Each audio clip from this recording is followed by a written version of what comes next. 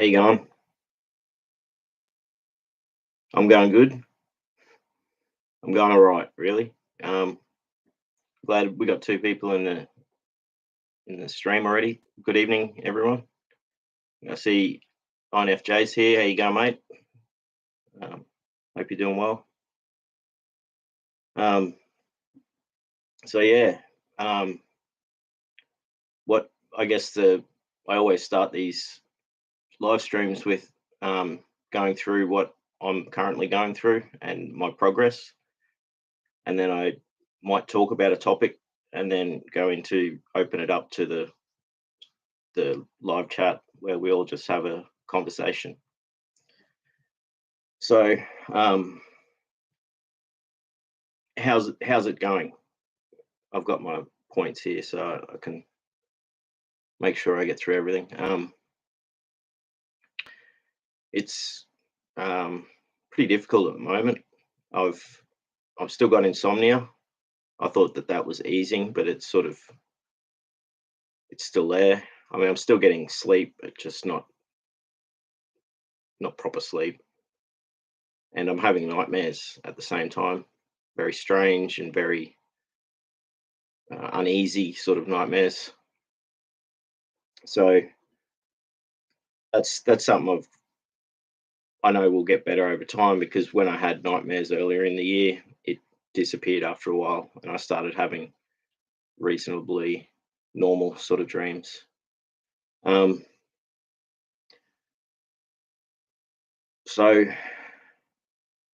uh, Friday, I processed two the remaining major traumas, um, and there's still a few to go, but basically the bulk of the event-based traumas is now processed.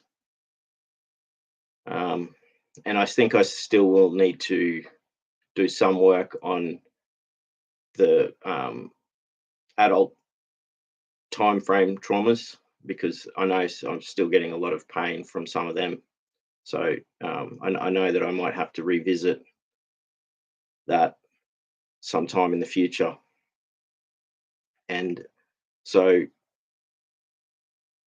where I'm at is, in the last few months, I've basically processed some really heavy stuff, and I've been able to test it out.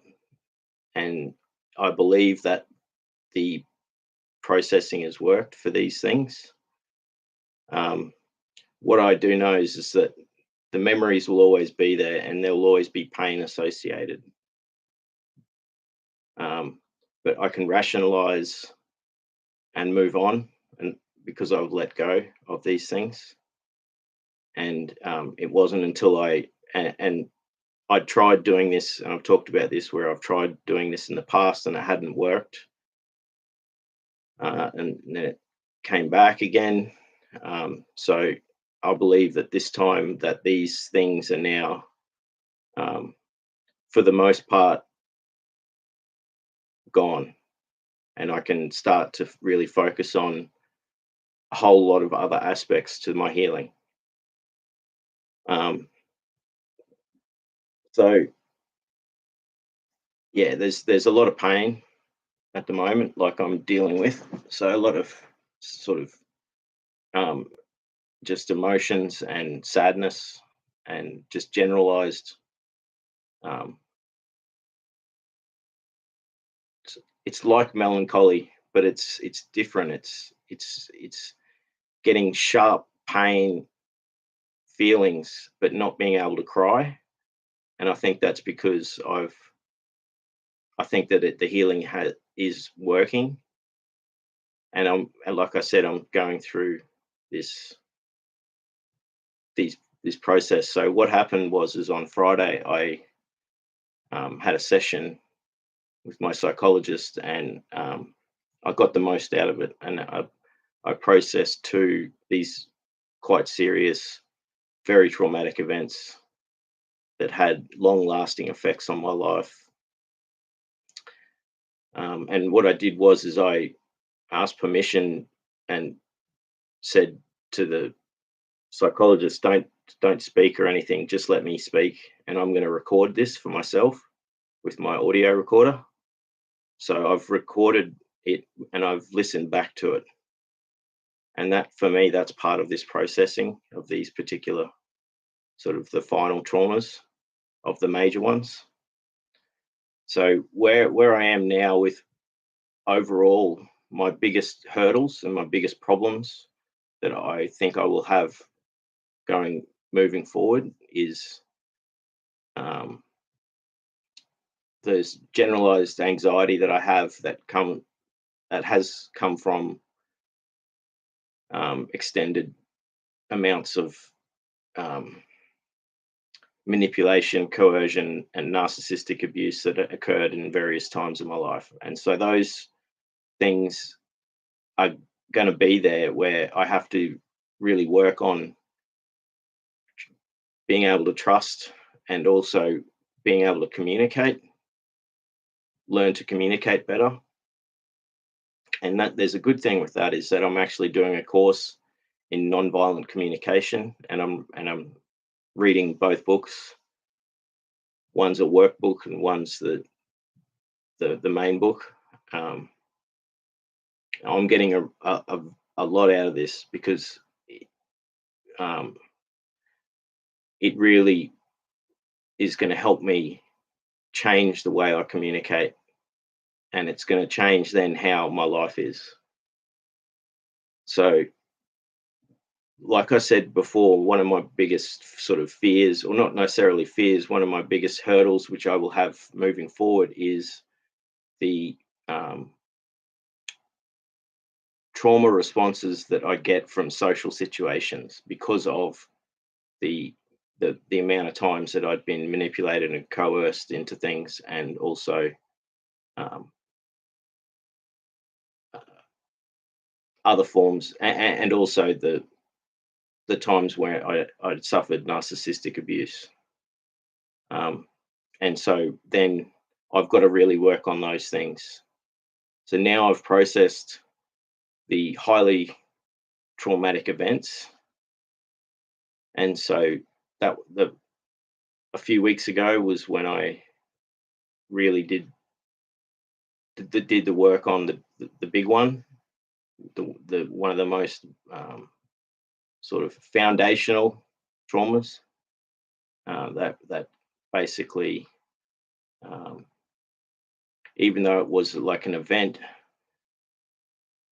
it stretched out and became several events, and then essentially changed my whole life right up until this point now, where I've finally let go of uh, my attachment to the pain that I felt because of the way that I was treated, and the way I treated myself um, for such a long time. And this is what I talked about with my psychologist, is that, I can't, and mentioned this in streams as well, as I said, I can't dwell on the fact that I've basically had my whole life ruined and had all this time lost, um, failed at so many things that I tried to achieve. And obviously, then there's all of the adverse negative things that um, are associated with having complex trauma, which again, I've talked about this stuff a lot, but it is something I have to keep talking about because, in order to prevent yourself from self-sabotaging, you need to be aware of it, and you need to understand why you may be doing it. And also, once you become aware of it, um, you can then notice the signs as you're trying to achieve a certain goal. um, you you have to be aware, and then to know how to actually react when you start going towards um, failure, self-fulfilled failure or self-sabotage, that type of thing. Um, I did lapse and drank on a few occasions, but that's stopped again now. So I think that was a lapse, not a relapse, which is a big thing. And so for me, um, it means that I'm optimistic for this next period, because I have to keep doing all the things that I've been working on. So I'm just looking at my points. Um, so, like I said, I've done this processing, and now I have all these additional um, sort of wounds that have come from social situations. So that's my next thing, is working on that, and that I think doing this course is going to help a lot. And having this channel and having conversations with people is helping me a lot. It's my social interaction, and it works really well. We have these great chats, which is really amazing. Um, the other night I had insomnia, and I was like, oh, I'll just do this. I'll do a stream, and then I'll write poetry. And we all had the best time. Like, they had to sit there watching me write for like 5 or 10 minutes, but then I would read out the poem. So it was such an amazing experience for me to do that, and it was a great way to turn something that was a negative into a positive. And I wrote 18 poems, and each poem is worth reading again. Like, there were no throwaway poems out of what I wrote that night. So it was very special for me to enjoy the company of these lovely people that come to these streams, as well as getting to do something creative, and actually doing some positive healing by um, turning a bad situation into a good situation. Um, so yeah, I mentioned learning to communicate better. So this course I'm doing is really exciting for me. I think that once I've um, learned these practices of being able to communicate better, it's going to affect my whole life. And it's also going to enable me to have better relationships. And also, my goal to work for myself and have a small business, it will allow me to be able to interact with the um, the customers or the clients or the people that I'm working with. Um, and I'm getting to do this course for free, so I'm so appreciative of this. And so I've read several of the chapters so far. One good thing about what I've found from doing this course is that I'm actually getting in the activities, I'm getting most of the things right. So that means that I actually have a very strong understanding of empathy, and that gives me a lot of confidence in myself. And so that's why I'm so excited about improving my communication, because it's such a big thing, you know, and it's something that we all can get better at. Everyone can get better at. Um, so I'm so grateful that this opportunity has just appeared, and I'm taking advantage of it. Um, Keeping learning. So I'm 60% through The Body Keeps the Score, and it's a really good book. I advise anyone with complex trauma or PTSD to read it. It's very informative.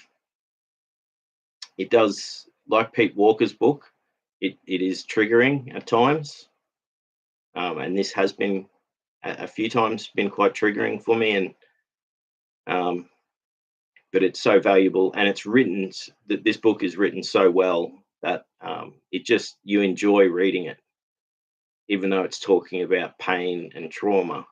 It's quite an enjoyable thing to read because there is all this is this optimistic side to it because it's all about learning to heal from it, understanding it, what it is and what it does to your body. And also, this book goes through the history of through psychology of, the last 150 years of right up to now. And I also really appreciate how ethical Bessel is in his approach, and I think that he is very compassionate, and in him as a professional who has been on the forefront of modern trauma research, um, he has really done so much for the world, and that's why I'm so glad I'm reading this book right now. And I look forward to reading another chapter tonight. So I'm keeping learning. So I'm doing this nonviolent communication course. Another awesome thing that happened last week is I had my meeting with my career coach, who's going to help me with my aspirations in working for myself. And they have courses available for me to do. So I'm going to get to do a course. I get to do a first aid certificate, which is something I need for my business. And that costs us a couple of $100, and I'm getting it for free. So I'm really appreciative of that.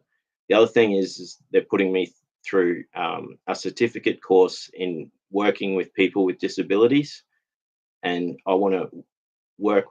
I want to have maybe half of my clientele to be basically people with disabilities. So this will be enable me to actually start this business, and this is going to take me 6 months or a year to really start, because there's more courses I need to do. But I'm so even though I'm working on this healing, I've got people helping me, and I've got a clear goal of what I need to do in order to get to where I want to get to. So I'm writing a business plan at the moment, and that I have to have that complete in the next few weeks for my next meeting. But getting this support is such an amazing thing, and so I'm very appreciative of that. And so it's also keeping me busy too. So even though I've had all these setbacks that I talk about, like having responsibility to keep on task is actually going to this is what's actually going to make this thing happen. Is that I've got people who are I have to be accountable to other people, so that's forcing me to not procrastinate and stagnate. Um, what I'll do is I've I'm in the last week of I've basically finished the mindfulness course, and I've just got to finish up my notes and then submit them, and then I can get my certificate. So what I'm going to offer here is in in 6 months I'll be able to become a trainer, a teacher, and I want to do that for people in my local area. Like this channel, I'm not wanting to monetize this channel. I'm not wanting to spruik my business or anything like that here. But what I'm offering is I need to learn to become a teacher. And I've had good feedback so far from when I did that first exercise a few weeks ago, that it went really well. So what I'm offering, I've offered 3 spots and one's already taken, so I've got 2 spots for anyone who's interested in the next 5 to 6 weeks. I'll offer doing an introduction to mindfulness, which will be one-on-one through Zoom or Microsoft Teams or Skype or Instagram video chat, where I do 5 1-hour lessons, which would be an introduction, and it's free. I'm offering to do this for free, no charge. I need the experience to be a teacher. So this gives me the opportunity to actually teach someone. And so you will essentially, in the 5 weeks, learn 5 exercises, and then it's up to you to do the practice, and it will be an introduction too. So I'll be explaining what mindfulness is, what the science is behind it, how it can help you with your trauma, and many other things. So if anyone's interested in, all I ask is you would need to set aside 1 hour a week for 5 weeks, where I call you through a video chat, and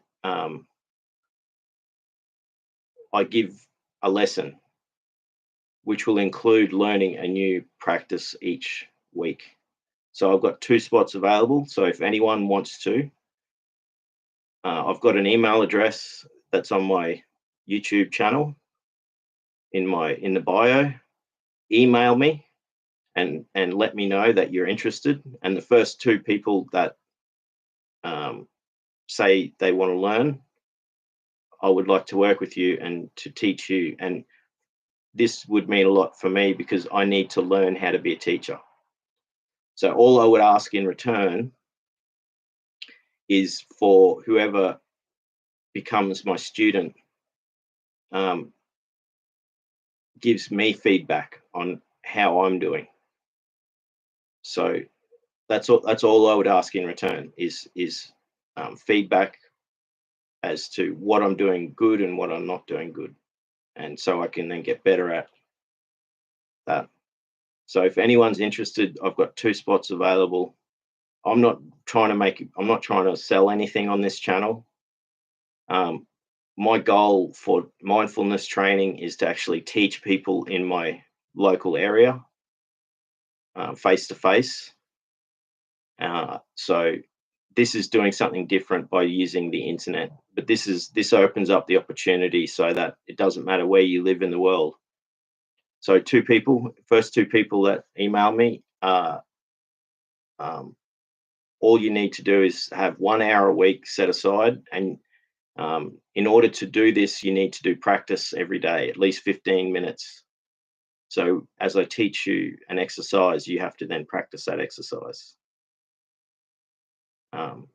But it's free. I'm offering to do this for free, and it would be an introduction to mindfulness. After 5 weeks, you will have an understanding of it, the science behind it, and you'll also have 5 exercises. So it'll be a really good start for you to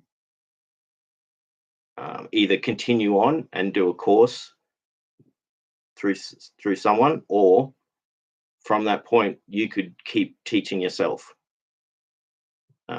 So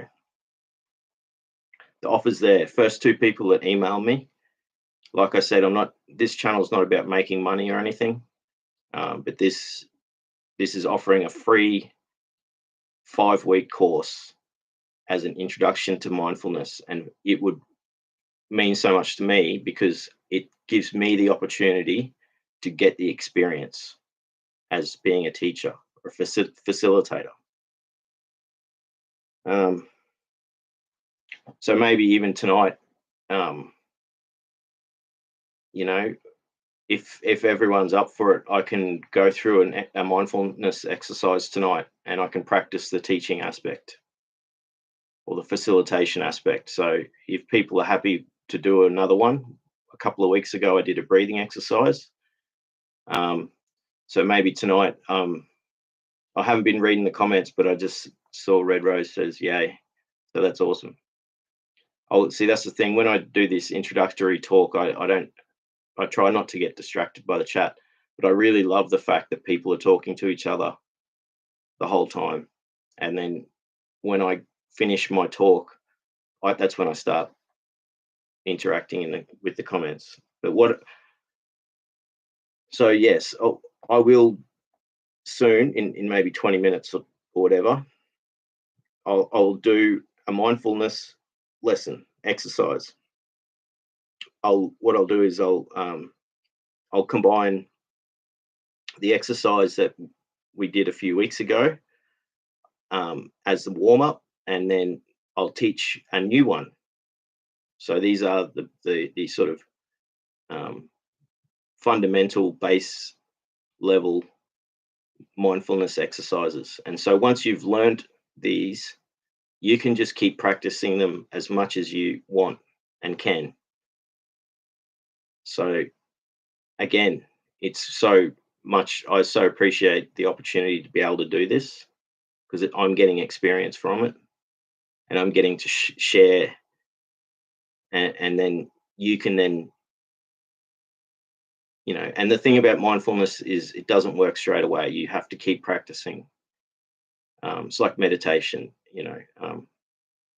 you've got to keep doing the work, and you have to do it daily and build up a strength. But then eventually, once it starts working, it is magic. It changes your life. So yeah, I think I've talked about all the main sort of points about my progress. I'm optimistic for this next week. I think because I've had a couple of weeks where I barely left the house, and I had all this drama, which I've talked about in all the streams, and the insomnia. Like, I'm only now at a point, because I've I've I've gotten to a milestone where basically I have processed the bulk of the traumas that were event-based traumas, and some were stretched out, but the processing of that means I can now move on to the next phase of healing, where I really focus on repairing the nervous system and learning how to re-regulate, and also focus on the other aspects, which is my health, general health. And this is what I love about reading Body Keeps a Score. This is the perfect book to be reading right now in my life. And so and I'm really excited too, because I'm halfway through it, where they're starting to get into the healing and how to heal and what works and what doesn't work and all that sort of stuff. So I've gone through all the points that I wanted to make. Sometimes what I do is I might have a poem that I've written, and I do have a poem here. So this is one that I've written about processing trauma. So this poem's about processing and letting go, and it's literally about what I'm going through right now. And so I'd like to share that poem with you all right now. It doesn't have a name. Sometimes I give poems names, sometimes I don't. When I try to let go, the grip becomes stronger. To decide to, and by doing so, I feel so much bolder. Then comes the pain, time lost, the neglect and shame. Though now that I know wounds can heal, I am trapped no longer. Once more, I can grow. Again, I can feel. I will just let it show. The pain is still real. There is cleansing and renewal. With the new season's first rain, now it is over. It will never be the same. Accepting what is from cover to cover. The guilt is still theirs. I let go and move on, no longer to blame.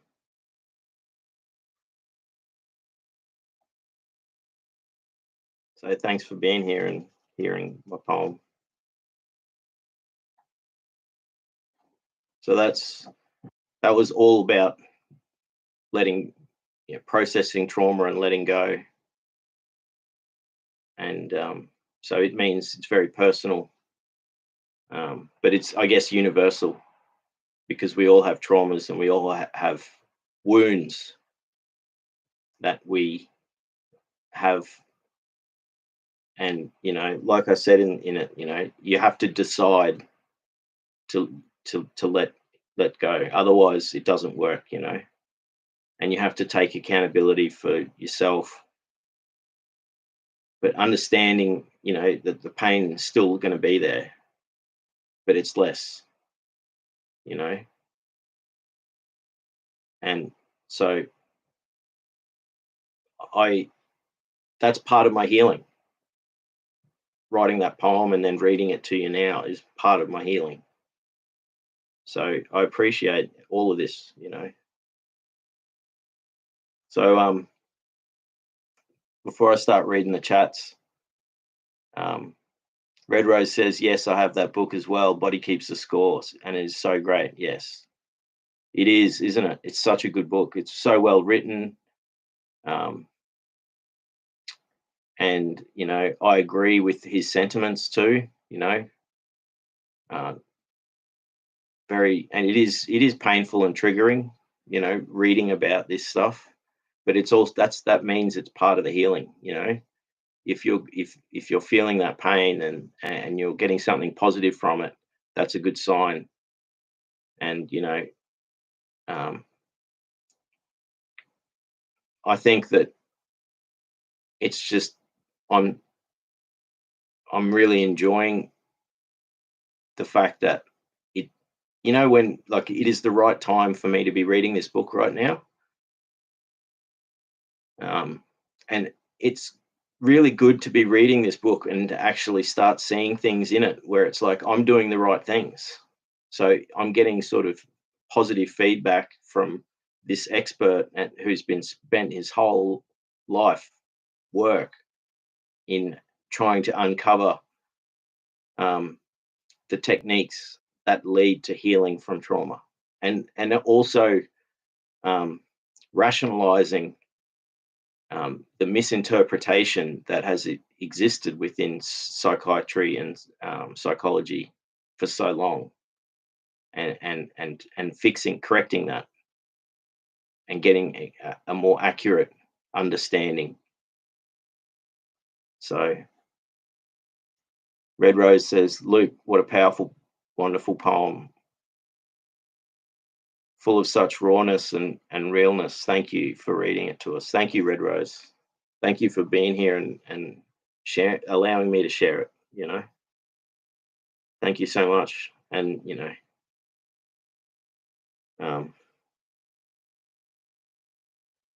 a poem like that, really, for me, like I said, it is healing. It's the healing, so if everyone's ready to and wants me to do a couple of mindfulness exercises, this is your opportunity to learn a new exercise. I'll go over the one I did. Awesome, Red Rose says yay. I'll go over the one I did last 2 weeks ago, which is the breathing exercise, but I'll do the more slightly advanced version of it. Um, and then I'll do an open awareness exercise. And so what I'll do is I'll even though I did this breathing exercise a few weeks ago, I have to repeat myself again. So I will start by explaining what it is, and then I will I'll guide you through the practice, and then I'll be silent for a few minutes as we do the breathing. Then I will then explain the, the second exercise, which is open awareness, what it is and how you do it, and then I'll guide you through the the practice of open awareness or open monitoring. And these are two very powerful exercises. So the breathing exercise will help you re-regulate your nervous system and calm you down. And the open awareness is a really good exercise as an introductory exercise for helping dealing with if you've got had trauma or anxiety or pain, or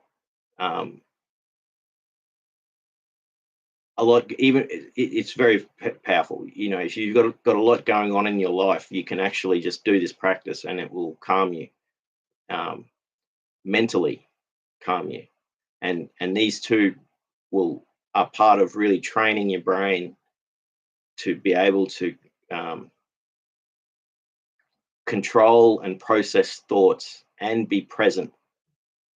You know, so these are the fundamentals. So I'll do I'll do the breathing exercise. So um, you can't do it standing up. You need to be sitting down on the floor or in a chair, or you can be lying down. So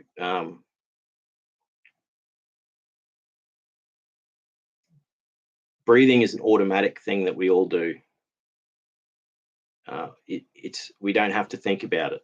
It's part of the autonomic nervous system, and it's we unconsciously breathe. It's life itself. So by turning your attention towards the breath, what you're doing is you're allowing your nervous system to re-regulate and calm down. And that's why this is a very powerful practice for dealing with trauma.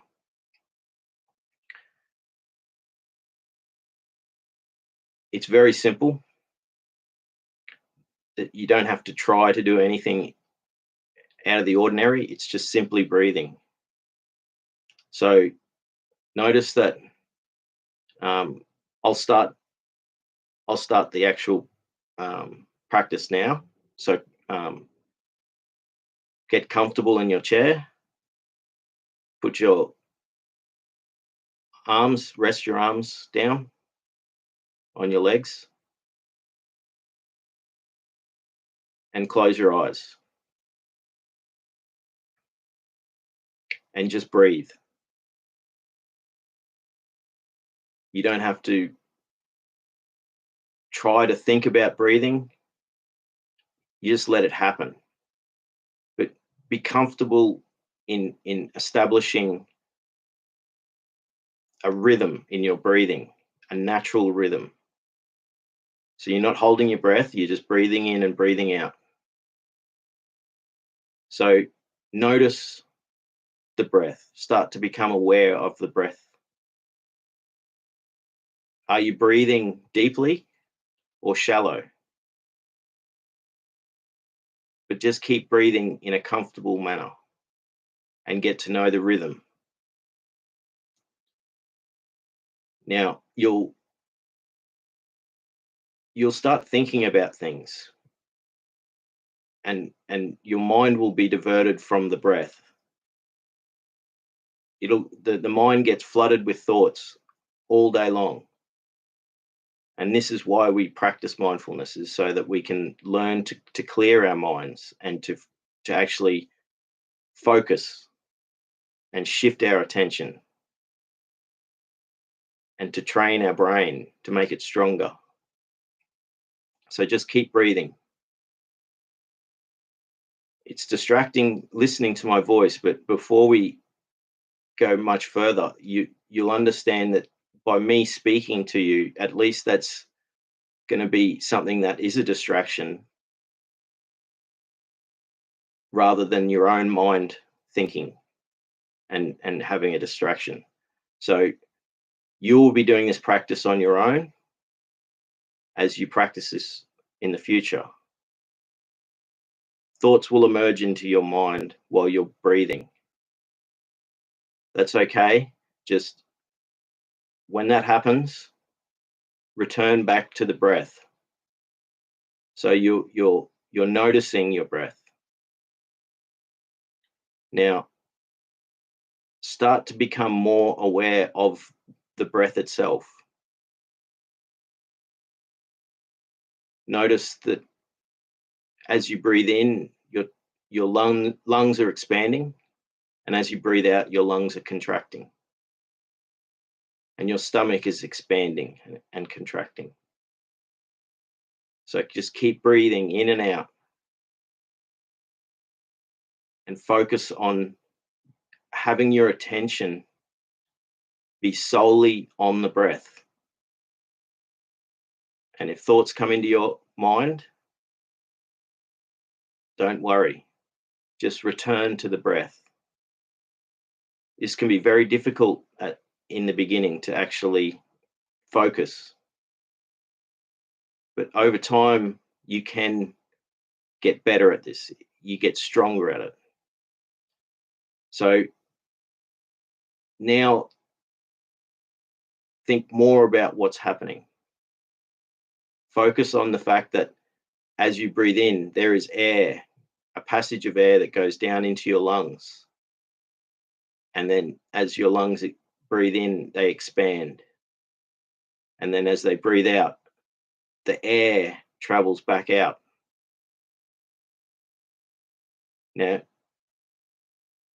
you generally do this practice with your mouth closed. So you're just breathing through your nose. So as you breathe in, imagine the air and the passage of air going down into your lungs. And then as you breathe out, imagine the air traveling back up and out your nostrils. Just keep breathing.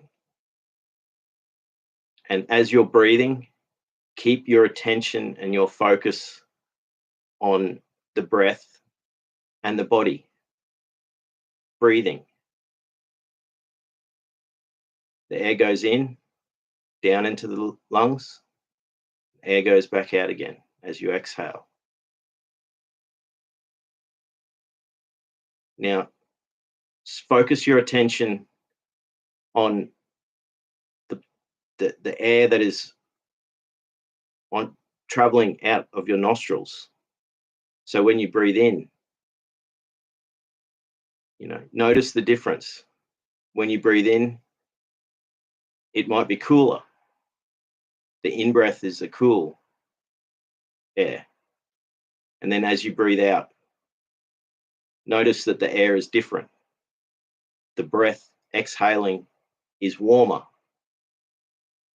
Notice the sensation of the breath on the tips of your nostrils and the gust of air that happens as you breathe out. Notice the difference between the inhale and the exhale.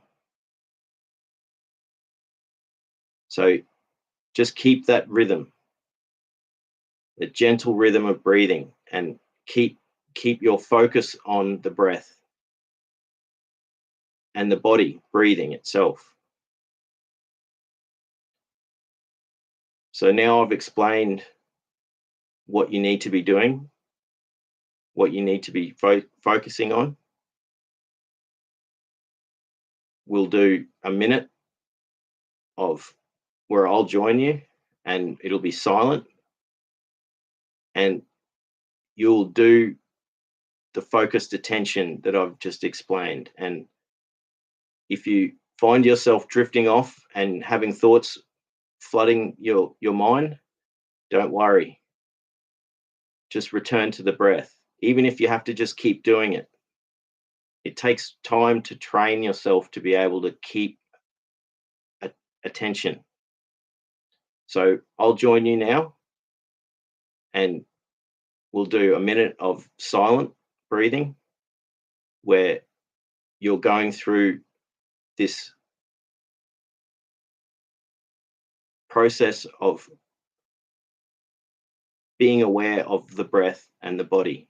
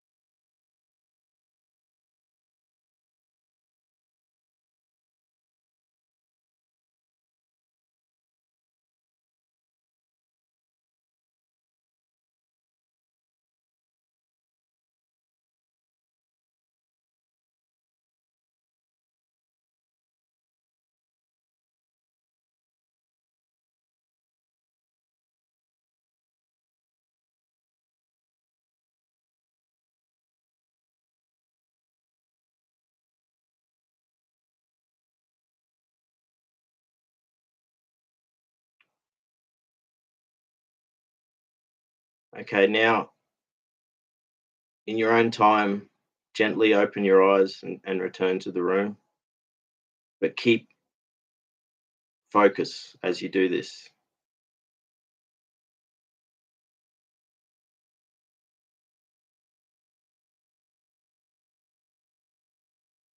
So I feel quite calm now, and I only did the breathing for a minute. Now, this breathing exercise, when you practice on your own, you want to do it for 5 minutes. You can do it for just 2 or 3 minutes, or even 1 minute. But you can extend it out to 10, 15, 20 minutes of just focused breathing. It is very valuable as a tool to calm yourself down. So if you have an anxiety attack or you've been triggered by a trauma trigger, do the breathing exercise. And what you'll do is you will reset your nervous system, and you'll calm your body down.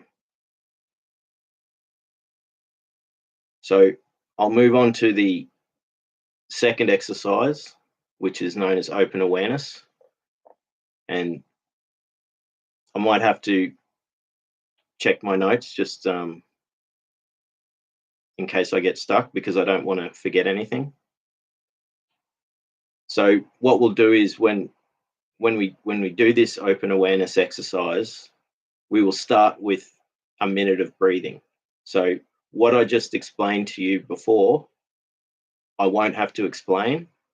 We will just do a minute of silent breathing, and then we'll go into the open awareness. So what is open awareness? It is simply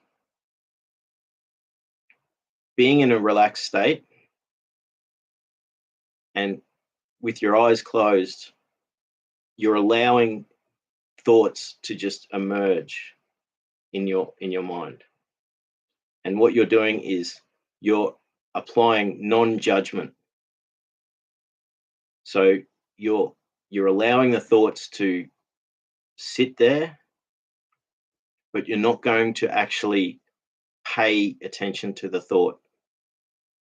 You're just going to contain it and allow it to stay there. You're not going to continue it. What we find is that we have thoughts appear in our mind and we continue with those thoughts. And the one thought becomes another thought and it continues and continues. So all this is to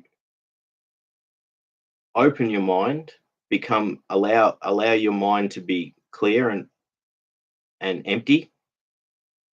And then when a thought emerges, the idea is to allow it to just be. You just let the thought be. You give it time without paying attention to the thought. You allow it to stay there, but you don't continue with the thought. You don't let the thought become the next thought. You allow the thought to remain in your mind, observing the thought. You're observing and you're allowing the thought to just disappear. What happens is thoughts appear in our mind and they disappear naturally in a short period of time. If you continue the thought by focusing on the thought itself, that's when you get carried away. And this is where you can get into a negative state. So open awareness is learning how to contain thoughts, give them space, give them time, allow the thought itself to just drift away like a cloud drifts away. It only takes 30 seconds to a minute for the thought to disappear. But what you're doing is you're by using non-judgment and letting it be, you're allowing the thought to just fade and disappear on its own accord. Now, what will happen is another thought will appear, another thought will emerge into your mind, and you do the same thing.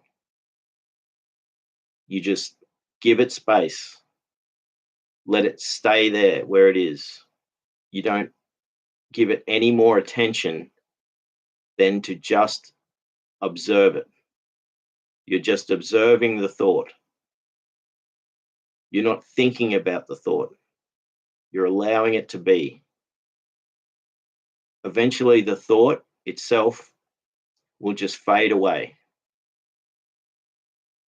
So if you find yourself starting to get caught up in thinking and having the thought become thoughts and become more and more, that is when all you have to do is return back to the breath and go back to focusing your attention on your breath.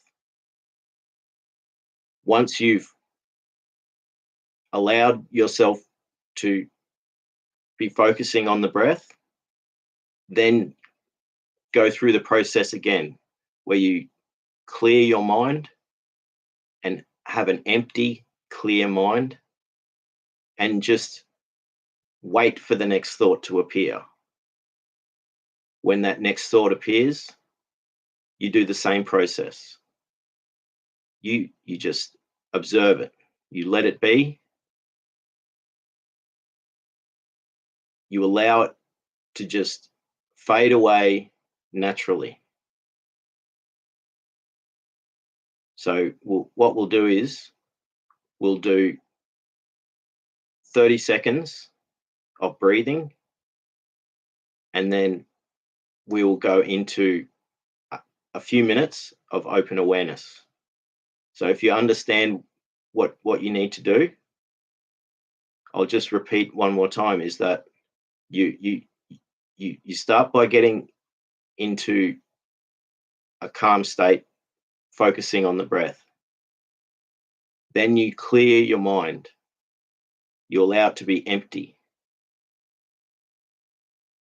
As eventually thought will pop into your mind, whatever it is, hold it, just contain it, let it be. Don't think anymore. You're not focusing on the thought itself, but you're observing the thought. And what you're not doing is continuing the thought process. And you're observing the thought long enough for it to just naturally fade away. And again, if you start getting flooded with thoughts, go back to the breath. Focus on the breathing, the air going down your lungs, the sensation of your lungs expanding and contracting. Clear your mind again. Let it be empty and wait. A thought will emerge. When that thought emerges, repeat the process. Just, it's observation and non-judgment and containment. Okay, so now that I've explained it, what we'll do is we'll do 30 seconds of breathing and then move into the open awareness. And then after a few minutes, I will initiate back into breathing, and then we will finish. So I will keep talking for the breathing aspect, and then I'll stop talking when it's time to start going into the open awareness. Okay, so I'm just repeating what I said earlier about breathing. So now do what you did earlier. Sit comfortably in your chair. Close your eyes. Rest your arms. Notice the weight of your arms. Notice the weight of your body where it contacts the ground or the chair.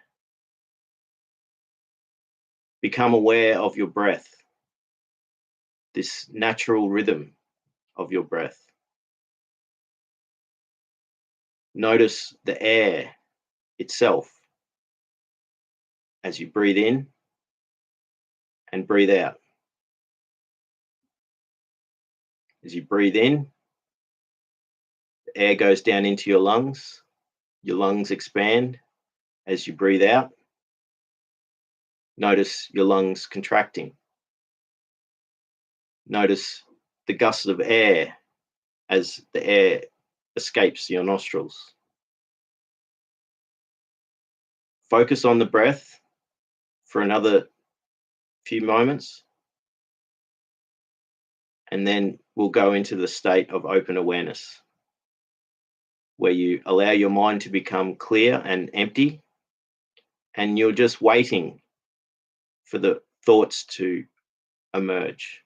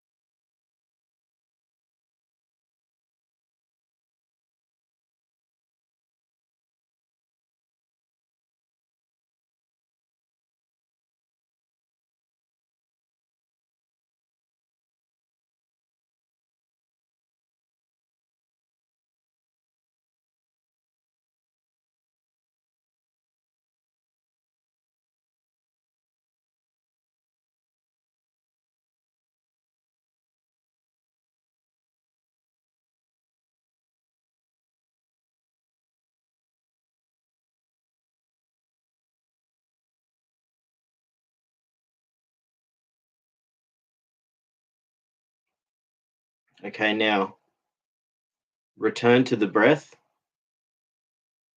Shift your focus and attention back to the breathing, the air traveling down into your lungs and then back out again.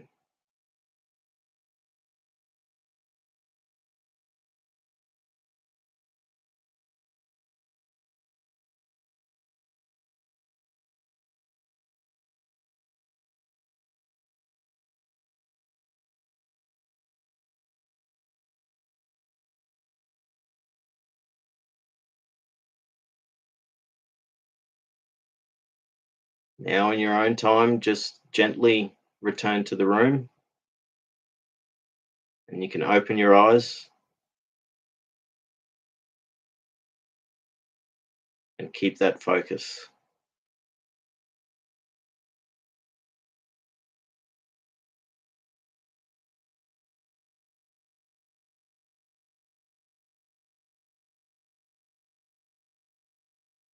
I find I'm in a very calm state right now.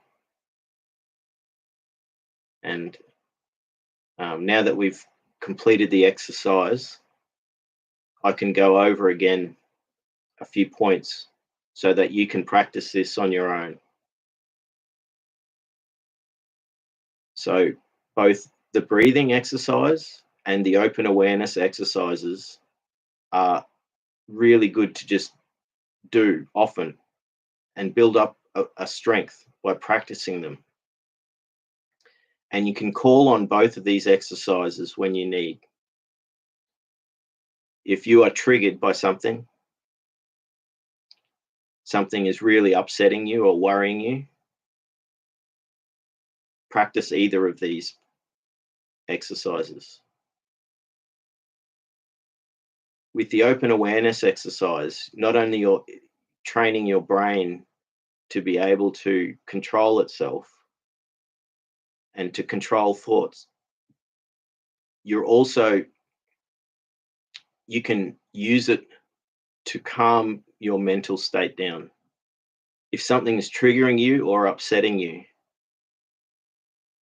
and you practice the open awareness, you will have these thoughts in your mind. They could be upsetting thoughts about how irritated you are or upset you are. But what you're doing is that you're stopping the thought from continuing and becoming more and more. You're giving it space. So if you're able to contain the thought, give it space and time, eventually the thought will disappear. So if you've been triggered or you're upset by something and you can't stop thinking about it, do this practice and it will allow you to actually get those thoughts out of your mind. And the more you do this practice, the more you're training your brain to be able to decide where you choose to place your focus and attention. And like all mindfulness practices, the more you do it, the more you become aware and present. Both of these practices are very valuable for dealing with upsetting situations or being anxious or triggered. So thank you very much for being here with me and allowing me to do this. This is giving me experience where I can learn to become a facilitator in time. So eventually, in 6 months, I can be a trainer of mindfulness. And so tonight, you've learnt 2 exercises, and you can take those 2 exercises and keep practicing them. And you really need to do them daily, and build up a strength. So as you build that strength up, eventually you'll be able to calm yourself down rapidly. So the breathing will re-regulate your nervous system and calm yourself down. The open awareness trains your brain to become stronger at containing harmful or negative thoughts and not allowing them to continue. Very powerful. I know myself, I wish I learnt all this stuff many years ago, because as you know, when you get triggered, you just keep getting triggered, and it gets stuck in your head and you can't stop thinking about something. It gets worse and worse. So by doing this practice, you're confronting the thoughts and containing them, allowing them to pass. And it's by using non-judgment. So you're not thinking about the thought itself. You're allowing the thought to stay there, and you're not thinking about anything else. And eventually that thought fades away. It doesn't take long, 30 seconds to a minute, and it's gone. So if you get triggered by something and you're deeply upset, practice this. And the more you do it, the better you will become at being able to shut out those thoughts and emotions that trigger your body to get into a negative state. So thank you, everyone, for allowing me to teach you 2 exercises that will hopefully help you, you know.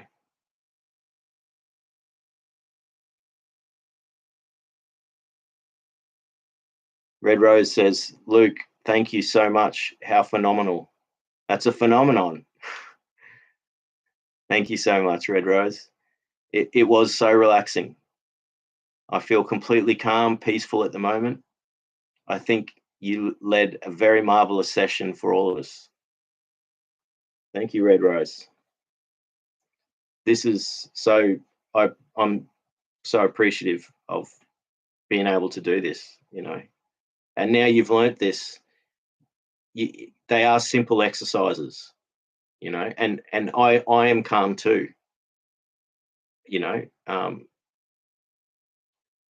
Usually when learning a mindfulness practice, a thing to do is talk about it afterwards. And so I can talk about my experience. When I did the open awareness, I did have uneasy thoughts appear in my mind, and I did it. It worked. I just contained them and they disappeared. And it happened several times. So once you let a thought disappear, and you open and empty your mind, open your mind again, eventually another thought will emerge.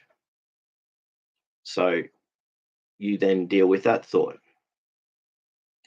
So just like the breathing exercise, if you practice open awareness for 5 minutes or 10 minutes, you can really strengthen your ability to control how you react with thoughts themselves.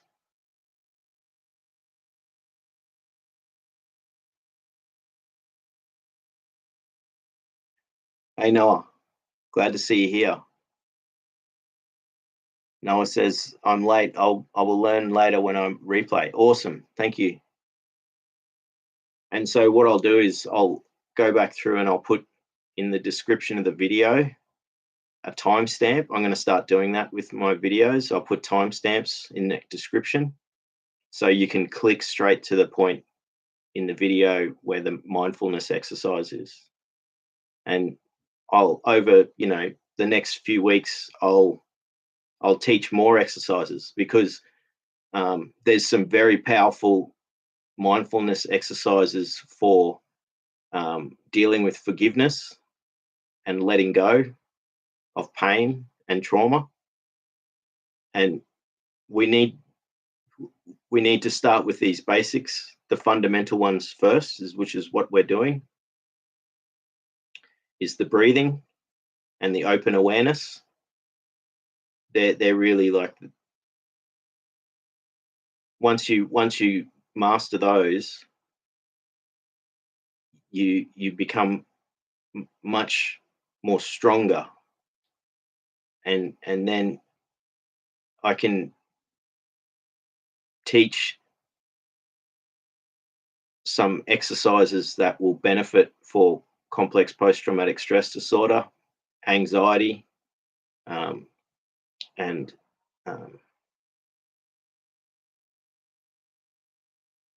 I really look forward to teaching those ones because I know, but this open awareness is very powerful for just when you get triggered, practice it. And within a few minutes, you'll have gone from being upset and triggered to calm and relaxed. So it's so powerful for healing from trauma and to being able to take control back of your mind and your body. So, that's why I've my life has changed since I've learned mindfulness, and it's only just going to keep going now. I'm practicing 1 to 2 hours a day now, and I'm getting amazing results from it. So, and there's other things, there's meditation and yoga, equally as powerful as therapies for healing from trauma. What I really like about mindfulness is that you can learn exercises that only take 1 or 2 minutes to do. And what you can do is you can turn bad situations into good situations very quickly. And you can calm yourself down very quickly. So you're not getting stuck in these thoughts. And the more you do it, the quicker you can calm yourself down. And I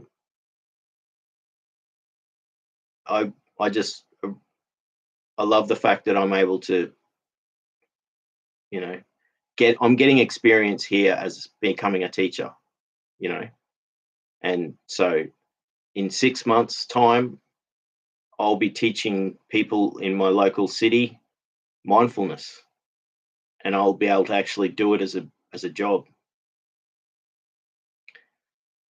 So I've got to practice solid 2 hours a day for the next 6 months, and I will be ready to be a teacher.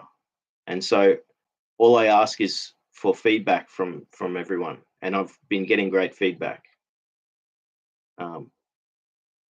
So how did I go?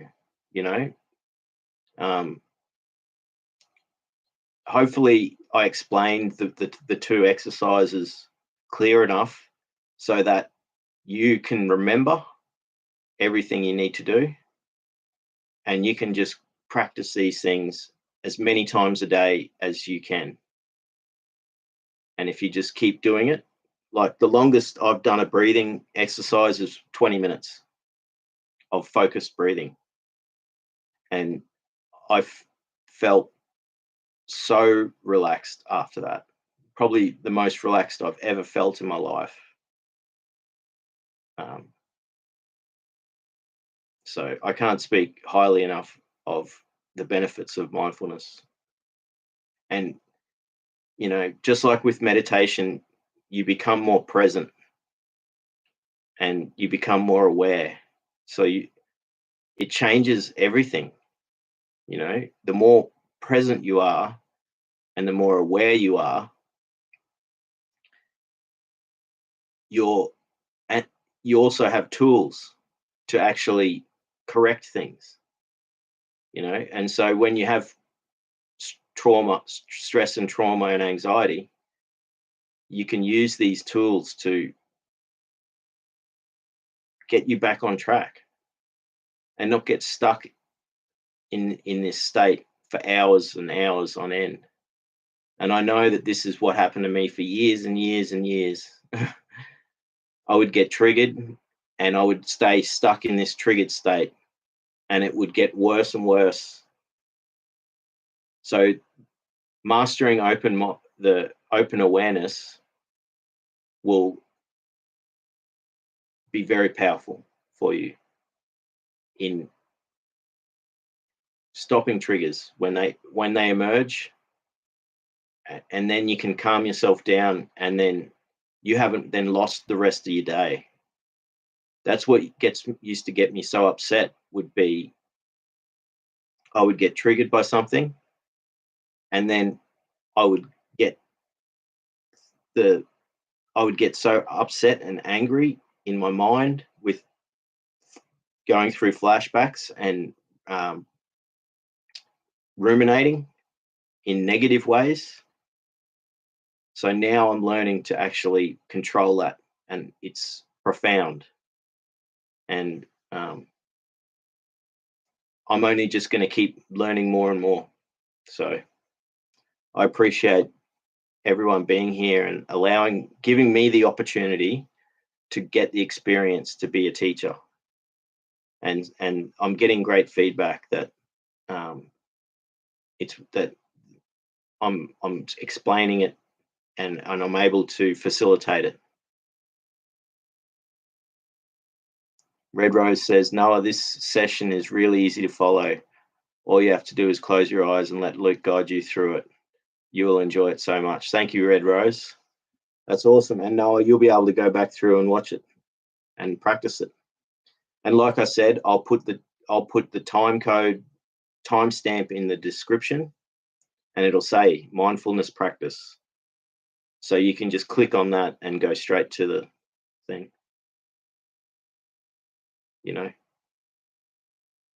And yeah, just keep do it as much as you can. I start my day with mindfulness practices. So while I'm lying in bed, before I get out of bed, I do a few practices, and it's a great way to start the day.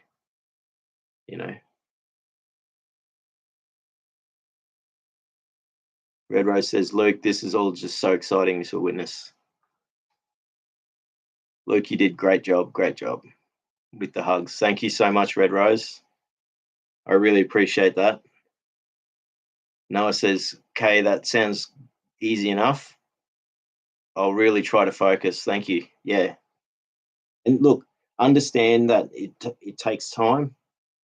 So it took me several weeks of practicing every day. And so it's a lot of work. You've got to really push yourself to do it, So what you can do is you go back to this video and use the video just to remind yourself what you need to be doing.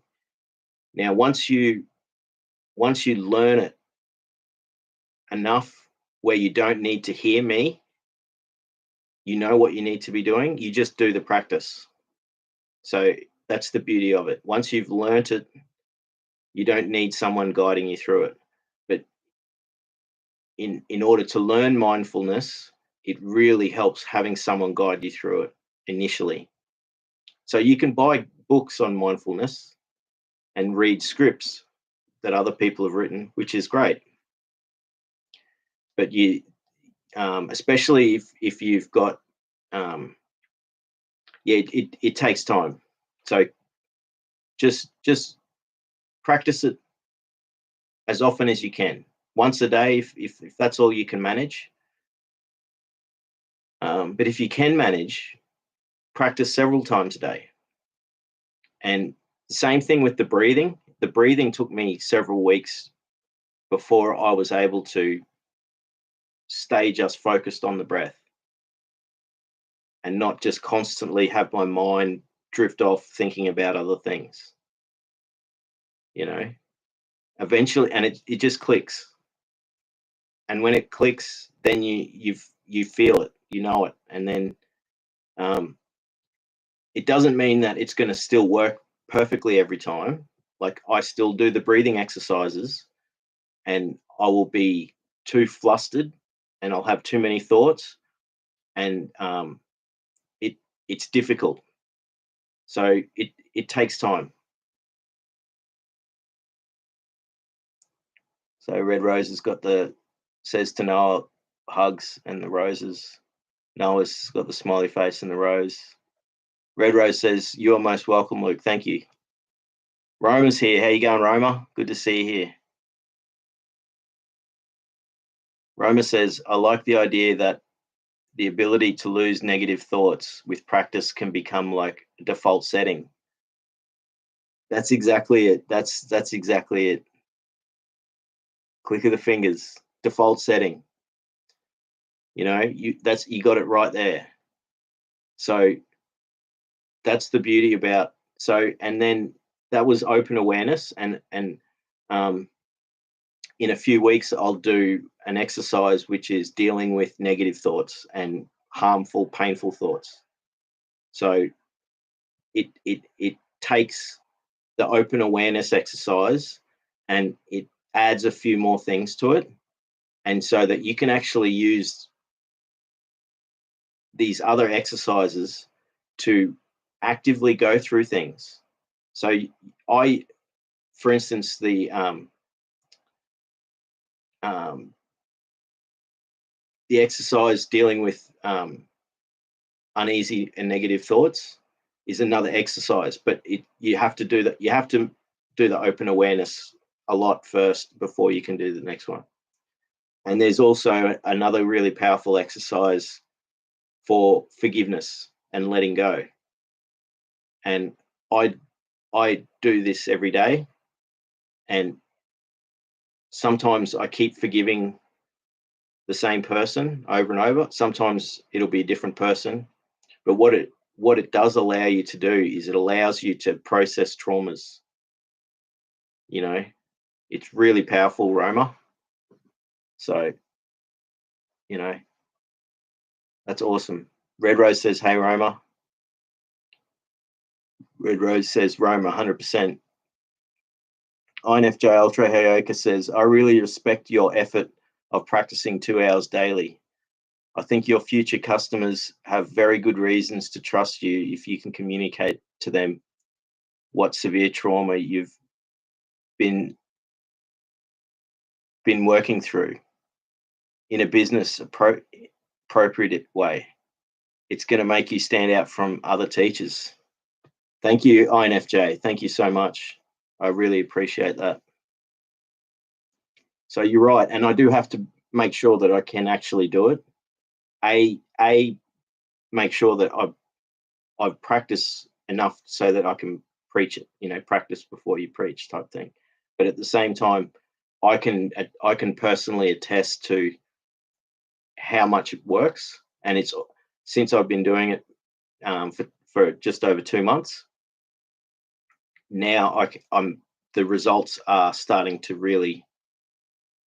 I'm starting to really get the results now. So Roma says, "Good morning, Rose." Noah says, "Hi, Roma," with a thumbs up. Roma says, "Hey, Noah."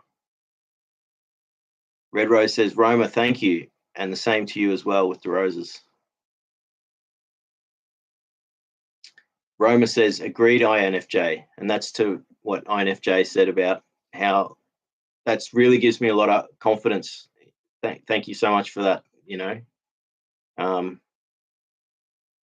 That it gives me something, and I really want to actually, I want to help people with PTSD and CPTSD. So this now that, and I'm not, because it works for me, I know I can do it to help others. So I'm not looking to become rich, and if I can actually make enough money to just get by, I will just be so happy, and also I'll get satisfaction personally by being able to empower others to heal themselves.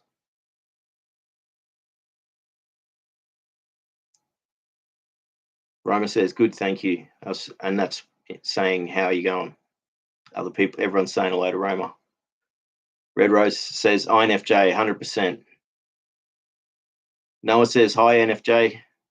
Roma says the same. Everyone's saying hello to INFJ. It's good to see you back, mate. You haven't been here for a few weeks. So we're all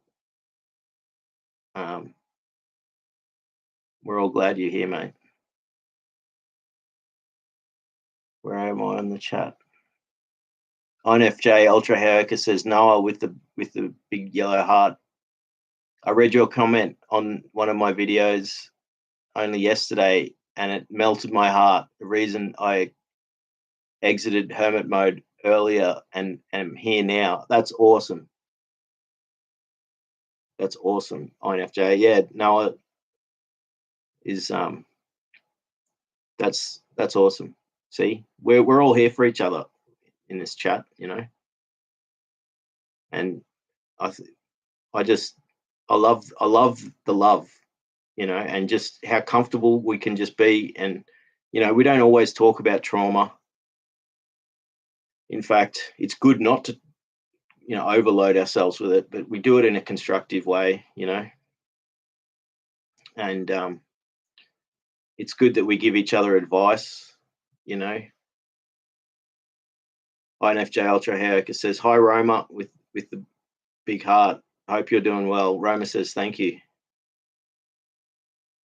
Ultra Haoka says, I couldn't join the practice since I was busy preparing and consuming fresh pork neck chops. There you go. Yeah, you're cooking dinner. That's okay though, Haoka.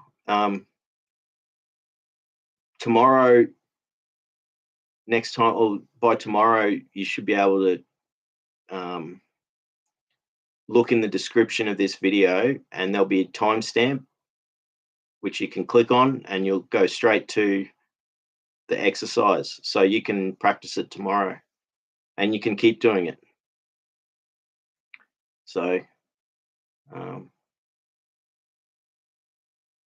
then again, once you've learnt it and you've got it off by heart in your head, you don't need to have the guided aspect. You can just do the practice, which is great once you get to that point. Noah says, INFJ, so very happy to see you finally. That's it. It's good to see you back, mate.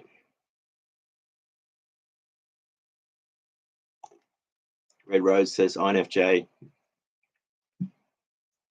with the smiley faces. INFJ says, Noah with the hearts. And then Rose with the smiley face upside down with the thumbs up.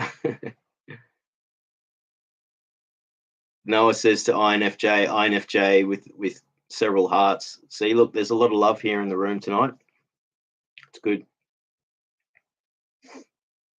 Red Rose says, INFJ, I don't know why, but when I go to your YouTube channel, there are no videos showing up. That's strange.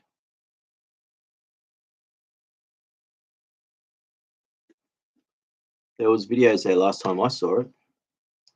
That's bizarre.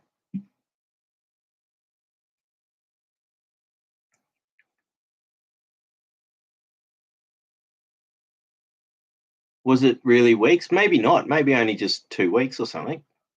But that's how much, um, you're always a big part of the chat here, INFJ. So, we noticed, um, yeah, but it has been a few weeks, man. Maybe 2 weeks. I don't know. Something like that.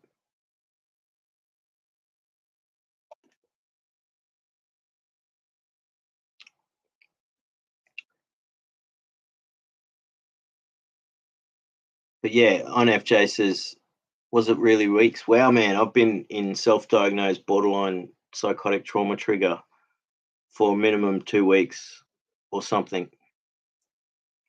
Yeah, sorry to hear that, bro. But sounds like you're on the mend. You're on the mend now. You're healing yourself. You're mending yourself, and that's good to know. And you're here now, so that's awesome. Rose, oh, INFJ says, Rose, I needed a reset.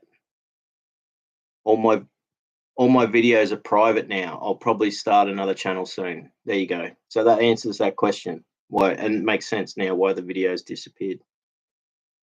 So INFJ is going through a bit of a life change, and he's working out what he wants to do with stuff. So you might be starting a new channel, INFJ.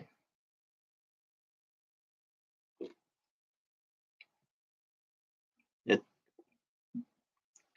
it's always good starting something new, or refreshing and stuff like that. Red Rose says, I know, dot, dot, dot. So INFJ, dot, dot, dot. That is why there is no comments for me on your channel. There you go. That explains it all. I cannot see any of your videos. Hopefully soon they'll show up for me. But yeah, no, INFJ just explained why they're not there. It's because he's rejigging his channel. So he said he made all his videos private, and he's going through a new start, or something, which is cool. Like,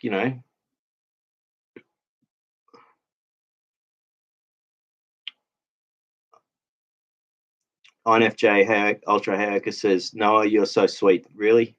That really, exclamation mark. Not really with the question mark, with the exclamation mark. I hope I see, it's difficult for me when I'm reading these things, like, but yeah, Noah, you are sweet. You're a sweet person, Noah. I'm still laughing about when you were talking about the bubblegum trees when I did that insomnia stream. And I kept going, bubblegum trees. And then I realized in the end you're talking about gum trees, because I was talking about gum trees. I just kept imagining bubblegum trees. And that was so much fun that night. And what was the other thing? Like, yeah, that's what I was going to say, Noah, is that you have eucalyptus trees in California, gum trees. They have them there. They were planted hundreds of years ago, after, for some reason. And they are native to Australia, and they started planting them. So all over California, there's all different types of eucalypt trees in different places. So I might do some Googling to see where there are some, so you can go see some gum trees.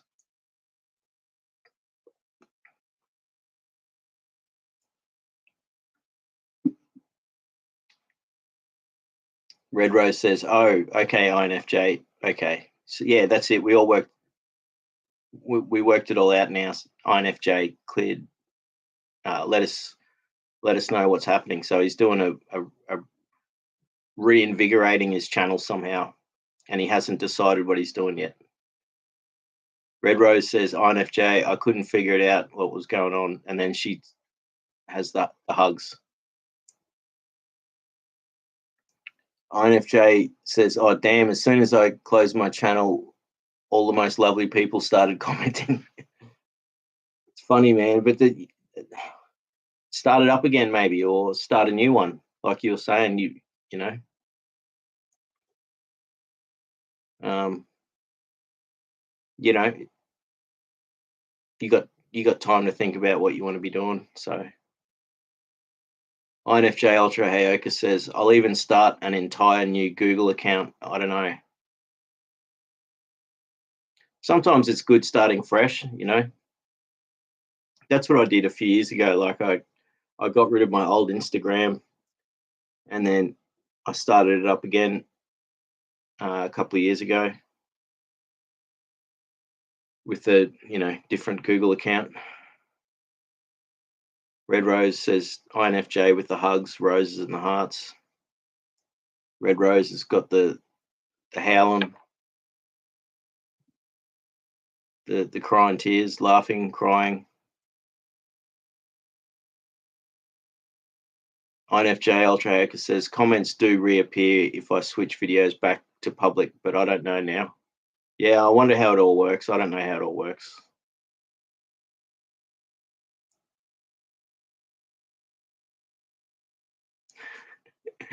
Noah, I just read your comment. Noah says the garden man said there is no such thing, and he said there's eucalyptus. I kept insisting bubblegum. I know. That's why I couldn't understand what you're talking about when you're saying bubblegum tree.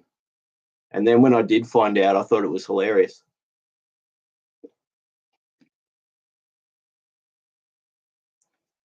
INFJ says, Noah, what bubblegum? With the eyes wide open. Noah says, INFJ, bring back your channel. I haven't watched it all. See, people want to see your stuff there. INFJ says, Rose, don't cry. My channel wasn't that good after all. Oh, come on, mate. Don't be so hard on yourself. You know, you just put a lot of time and effort into that. So, you know, it's not much different to my channel. It's just you're documenting your life and your thoughts. And I think we can all be so self-critical. I'm so self-critical. And I'm learning to be less self-critical.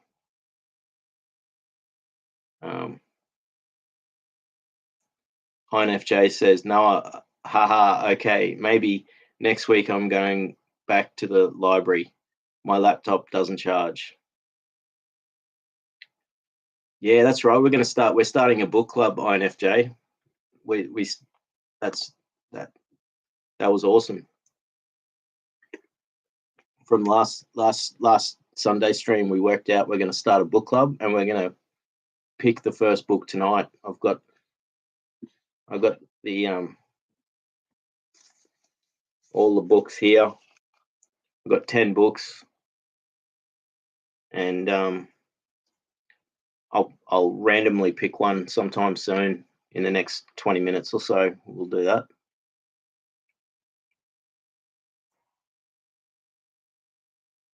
And so that's good. If you go back to your library, INFJ, you can be part of the book club, and you can get the book out from the library that we're all going to read. We're going to do one book a month, and they've got to be sort of short books and classics and easy to get, like cheap if you have to buy them, or hopefully you can hire them out from a library. So something like that.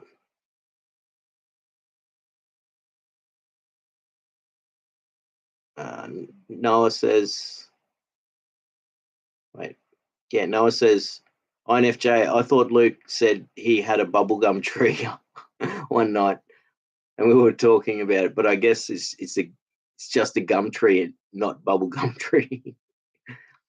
But how cool would it be if there really were bubblegum trees, right? Instead of fruit, there was bubblegum. Wouldn't that be cool? INFJ's got says it's a Noah with the smiley face with the tears, and then no INFJ says Noah with the big heart. Red Rose says, INFJ, I haven't checked my email account since I last spoke to you. I need to start checking at least every week. So if you have sent me an email, I will be responding to all of my emails soon. INFJ says, Rose, Jar, I sent you a really awkward and hilarious email. So check it out. You've got an email sitting there when you get around to checking your emails, Rose.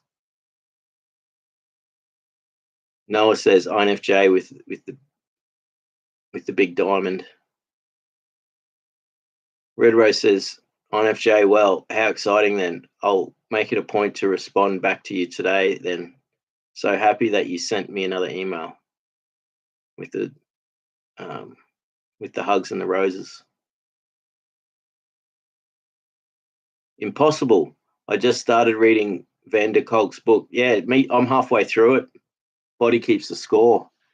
I'm halfway through it already, and I'll probably read a few more chapters tonight. I reckon it's just such a well-written book, and it's really good. Like the first half is the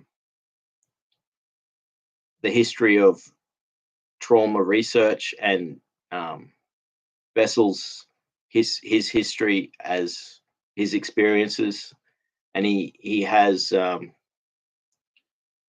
several case studies of patients that he treated, and all different things, and as the chapters go along, it's explaining how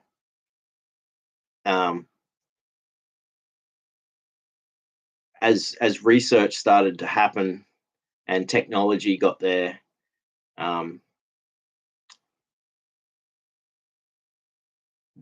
we started to get to understand what actually is trauma and how it is trauma is kept in the body and held in the body and stored in the body, and has a great effect on your whole body, your central nervous system, and he explains how much it causes disease, in the body. It causes inflammation and all these conditions. Also, how varied it is, because everyone has their own different experiences, and so it affects different people in different ways. And explains how the neuroscience of what happens when your brain shuts down, and your autonomic nervous system and your limbic system go out of whack. And so I'm halfway through that book, and then my phone's over there, but I've already booked out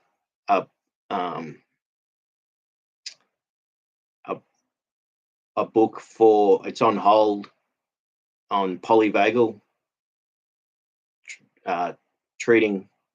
healing the nervous system. So that's the next book I'm going to be reading, which I'm going to get from the library as an ebook. So I look forward to that. I think I'll get it in 2 weeks or something, and by then I'll have finished. I reckon I'll finish Body Keeps the Score within a couple of days or a week. I'll have it finished. But it's such a good book, and I'll probably read it a second time. Like the Pete Walker's book. I listened to the audio book 4 times now because it's such a good book, and so practical. There's all the practical stuff.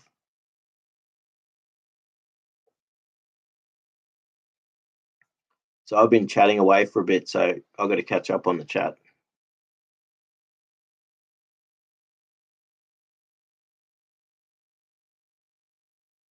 But that's awesome, INFJ, that you just started reading Van der Kolk's book. Yeah, man. I'm 60% through it now, and I'm really enjoying it. It's such a great book, and it is triggering. Some bits are triggering in it, but it's not as triggering as Pete Walker's book was. There was more things in, but I'm only halfway through, so I don't know what's in store. But the second half of the book is all the methods of treatment. So that's where I think I'm going to learn a lot. And like I said, next will be the polyvagal theory, repairing the nervous system. So I've got a book coming from that.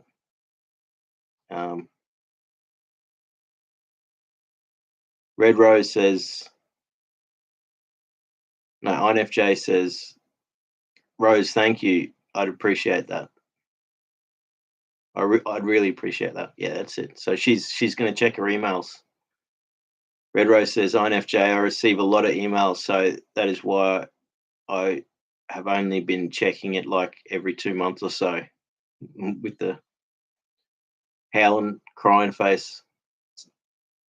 Yeah, I'm starting to get a bit better with emails, like I've mentioned in the past. Sometimes it takes me like a week or so getting back to people, but I'm starting to get a bit faster at it these days. INFJ says, Rose with the howling tears. Red Rose says, INFJ, you're most welcome. You got it, my friend. One email needed to INFJ today. INFJ says, brah, I even read Otto Kemberg, MPD, but I was stoned. So yeah. Well, when that's a downside to reading, when you're stoned, because you might be taking it in at the time, but then once you've read it, you're like, what did I just read? You got to read it again.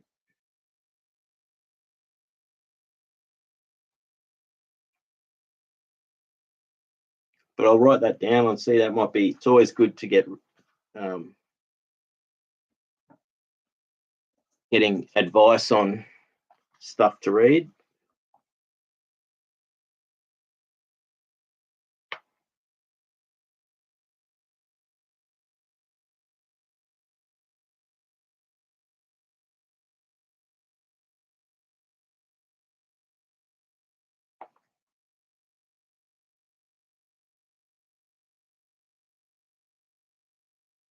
INFJ says, thank you, Rose. I'm amongst humans again. That's awesome. Yeah, it's good.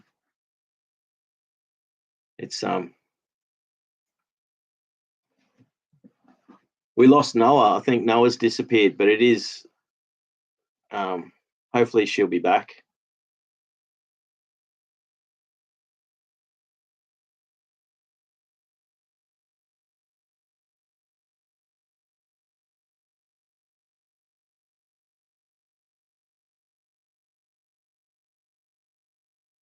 Red Rose says, yes, INFJ, we are so glad that you're back here with us. I have missed you. She's got the roses and the 100% and the hugs. INFJ says, thank you, Rose. It really means a lot to me. Red Rose says, INFJ, you're most welcome, my friend. That makes me so happy to hear. INFJ says, Rose with the heart with the arrow through it. See, there's a lot of love here tonight.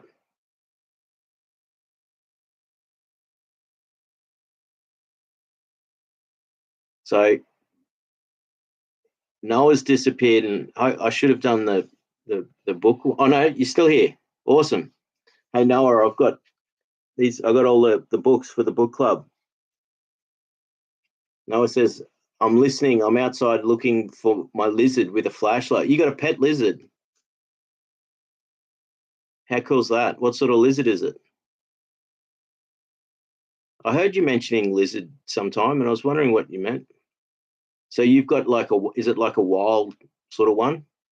Because we get that like we got blue tongues and pink tongues. They're like giant skinks. And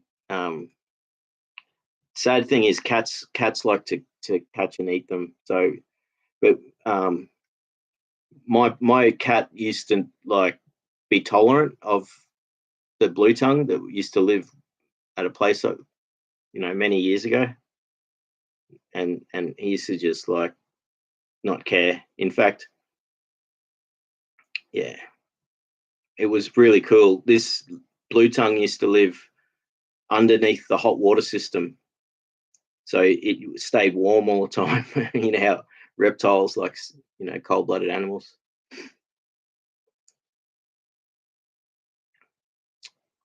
Red Rose says 100%. INFJ says Otto Kernberg is essential in understanding cluster B, in my opinion, but it's impossible to understand even sober. Same goes for Melanie Klein's object relations theory. Yeah, I guess that's with some books they're either too heavy. That's why I really like Body Keeps the Score, because it's very approachable. So yeah. Red Rose says, no, I know. Noah says, yeah, so it's a wild lizard. Noah says, wild lizard in my backyard. I haven't seen him for 12 days. I found a baby one, though. That's awesome. But it's sad.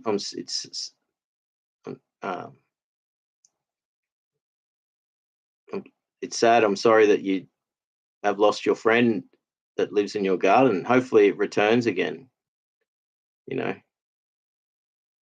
That maybe it's just having a sleep or hanging out somewhere else, and it'll come back. But keep looking. Red Rose says, INFJ, that does sound really, really deep for sure. Noah says, blue tongue lizards are cool. They sure are. I used to have one as a pet when I was a kid for a while. And they're very like affectionate. They like being, they like humans. They're really cool, and you can keep them as pets. You got to get a license to keep them as pets here. But when I was a kid, I just caught one that was in the garden. I kept it for a while, and then I let it go again to be wild and free. Red Rose says, oh, wow, Noah, with the lizards. I'm going to catch up. I'll catch up with the chat, and then I reckon I'm going to draw the book club book thing out of the hat soon. One thing I did notice, I did write down for the Rumi, Love Poems of Rumi, I did put down the Deepak Chopra version, but there's another version that Rose says she has, and there's one that's on Google Books for only a few dollars. So I think maybe we should pick that one, so that because what I have found is not every book's going to be easy to get from a library. So it might be that we have to buy certain books, but I did look up, like, what was the one? Who moved my cheese? That one's available from the library system. The other thing too is feel free to just listen to the audiobook version. If you don't feel like reading the book, you could do the audiobook version. There's it's not like you have to read the book. If you prefer audiobooks, do it that way as well. So I think what we'll do is we'll pick it.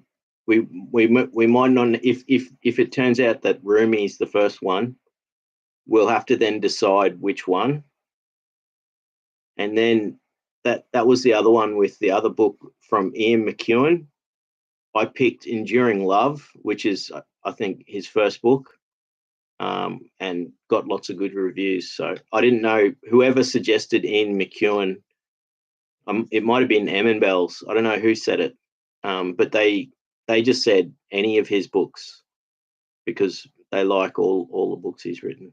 So, but when I did research into this author, um, people said that this was a really good book. So maybe that's the one we picked. So we're still, even though we've got the short list, we can still modify it, you know.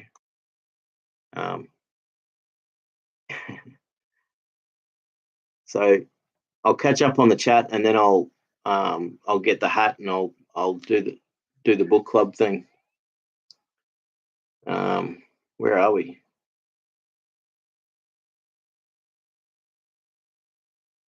Ultra Hayoka says, yeah, it's crazy to me how Kernberg wrote about cluster B in 1989 and how the ICD-11 seems to relate to it. Dangerous half knowledge from my side. Well, it's all very interesting with all that stuff. Hey, how, you know, we've come so far in research and all that stuff, but things are still so far behind where we maybe should be. And that's, I guess, why, you know, the thing that what we've found with, you know, we have to educate ourselves how to heal and then go through the healing process ourselves. Unless, like, it's very rare that, you know, you're in a position to pay for large amounts of therapy. Even things like EMDR, you can practice EMDR yourself without paying someone. You know, you don't need the fancy machines that got cameras and track your eye movements. You can practice EMDR for nothing, and you can do it yourself. So, you know, if there's ways that you can learn how to heal yourself without spending money, do it.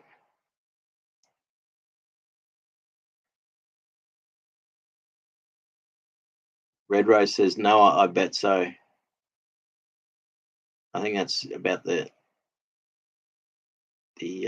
talking about the lizard. I hope your lizard comes back, Noah. INFJ says, wow, Noah, I wish I had such backyard. It sounds so exotic to me as a German. Yeah, I guess that's it, eh?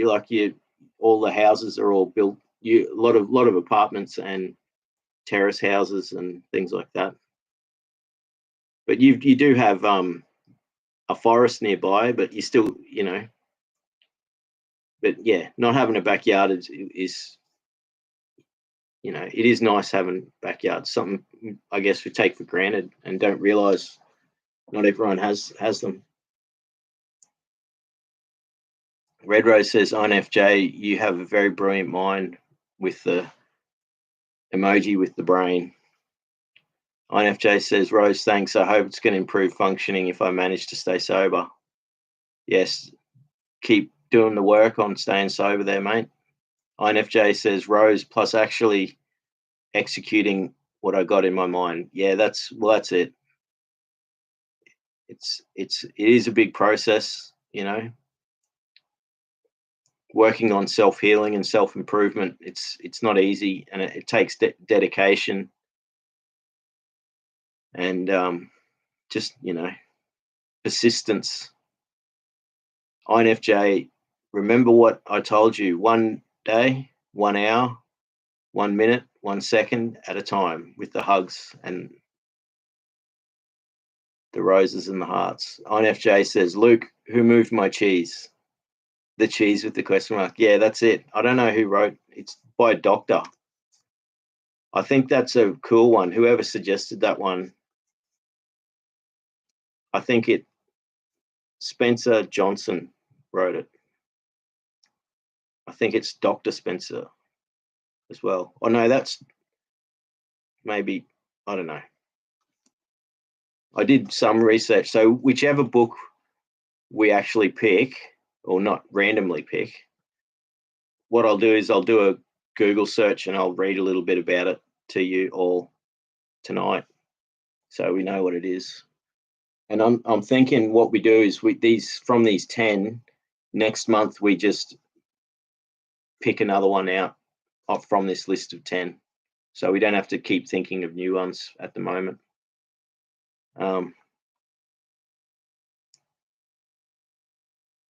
Noah says, no, not that one. You don't want to read Who Moved My Cheese.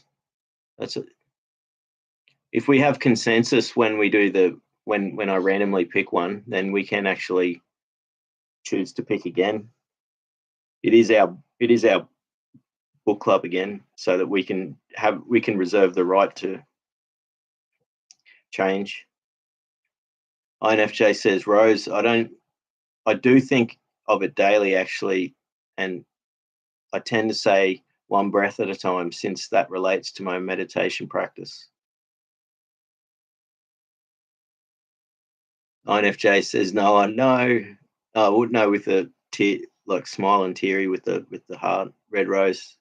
Noah says to Red Rose, the rose emoji. INFJ says, Noah, why not cheese? With the cheese emoji. Red Rose says, INFJ, awesome. I'm proud of you, my friend. You're so much stronger than you even realize, with the hugs and the roses and the hearts. Red Rose says to Noah, with the hugs, the roses and the hearts.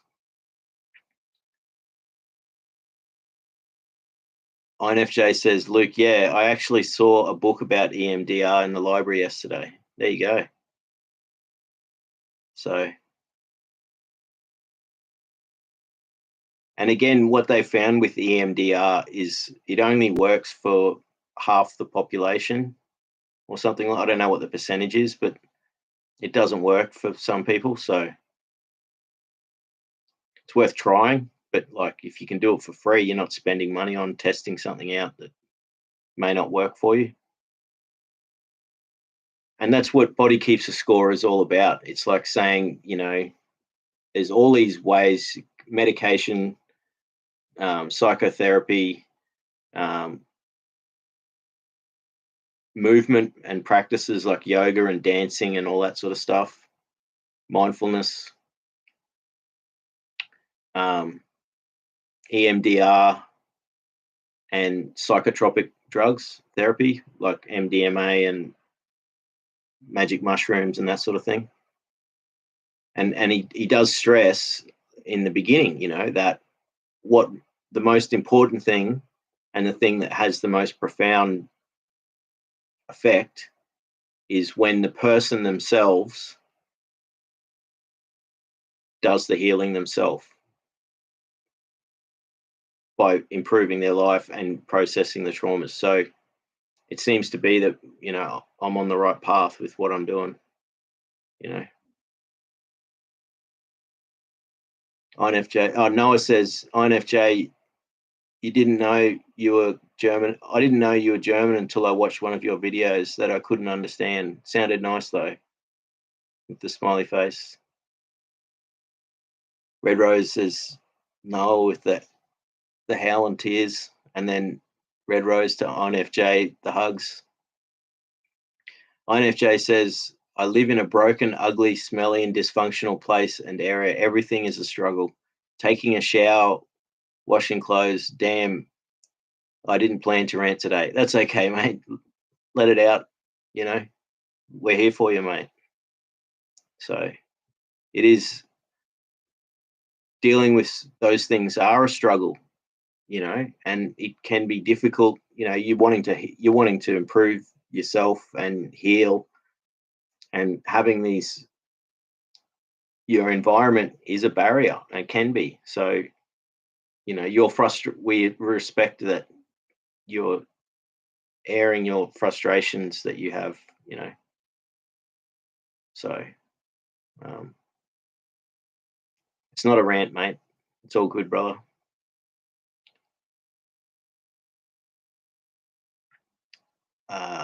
INFJ says, Noah, didn't the subtitles work? Asking Rose as well. Yeah, that's it. You click on closed caption subtitles and it translates it from German to English. Noah says, INFJ hearts. Sending the hearts to INFJ. Noah says subtitles on YouTube, really? Yeah, that's it. So it's got a thing there, closed caption subtitles. Red Rose says, INFJ, that is what we're all here for, to support each other, and you can just be yourself and say what is on your heart. We all need someone to listen to us who cares about us, with the hugs and the roses and the hearts. That's it. That's exactly it. INFJ says, Noah, sure, they exist, but they are driving me nuts. INFJ says, thank you, Rose, with the heart. Red Rose says, INFJ, yes. Red Rose says, INFJ, you are most welcome, with the hugs and the hearts and the roses. INFJ says, Rose, I hope that yes was regarding my subtitles working. Well, they worked for me whenever I've used them. Noah says, found the subtitles, exclamation mark. That's really cool. It's available on here. Yeah. So now you can check them out. INFJ says, thanks for letting me rant a bit, guys. I feel like my life is 50% chain smoking and 50% trying to get the most basic things to work. And like, we're here for you, mate. Like, just these are struggles, and you'll notice, I'm always talking about my problems here on this channel.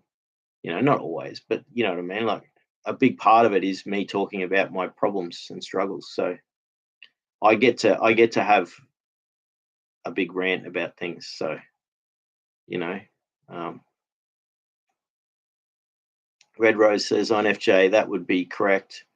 Subtitles, exclamation mark. I could only see one video though, and then I wasn't able to leave a comment. Electronics act up around me. INFJ, it may just have been me.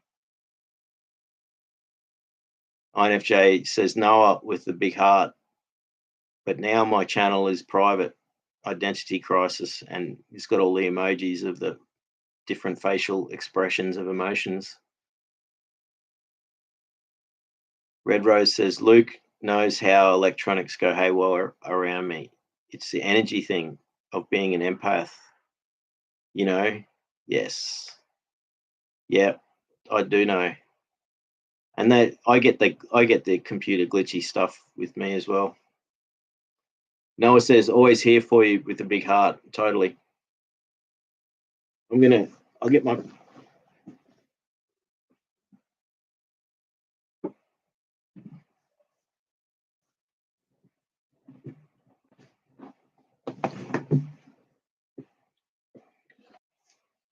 So we'll pick the first book for the book club now.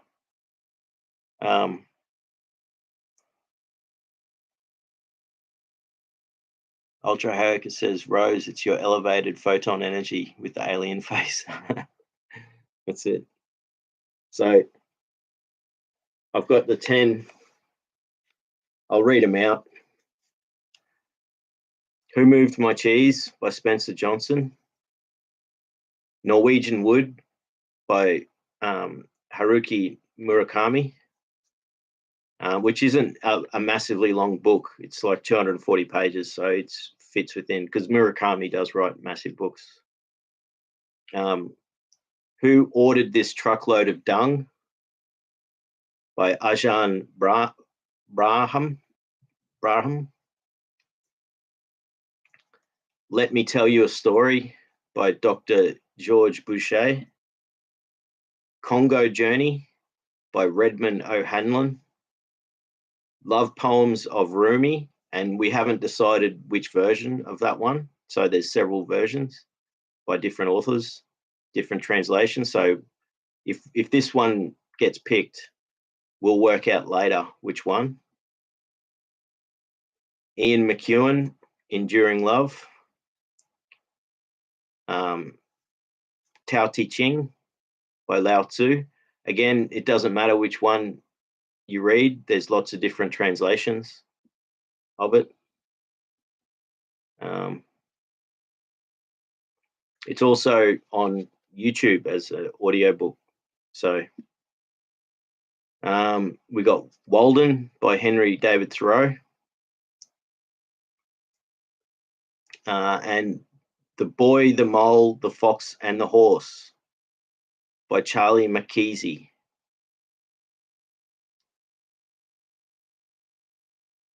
So I'll catch up on the chat, and then what I'll do is, where are we?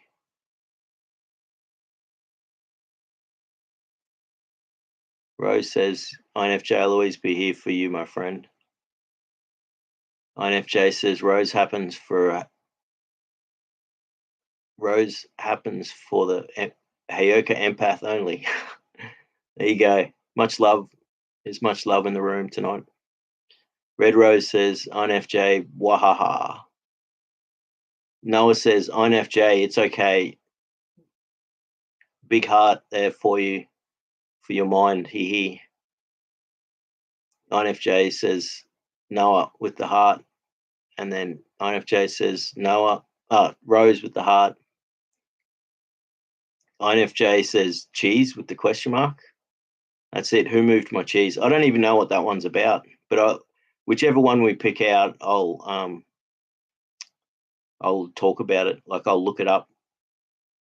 Red Rose says INFJ with the hugs. Noah says love poems. Yeah, that's one. I think you suggested that one, Noah, didn't you? So, but it's going to be random. I don't know what one it's going to be. INFJ says that has the cheese. Noah says cheese sandwich, INFJ. INFJ says Noah with the smiley face with the tongue sticking out. Noah's got the, see, with some of these emojis, I don't know, they do have descriptions, but I try and read out what the description is. Yeah, or maybe a Happy Hermit's here. That's a good comment. Maybe you should put on slow mode and limit the emojis. It's so hard to read chat here.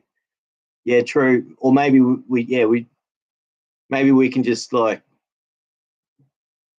maybe I should just not read out the emojis as much. That might make it easier. But that's a good point, Happy Hermit. You know, like, it's awesome that you're here now, Happy Hermit. I've just got these. I got the books for the book club, and I just went through them. So, The Boy, the Mole, the Fox, and the Horse, Walden, Tao Te Ching, Enduring Love, The Love Poems of Rumi, Congo Journey, Let Me Tell You a Story, Who Ordered This Truckload of Dung, Norwegian Wood, and Who Moved My Cheese. So that's the 10. So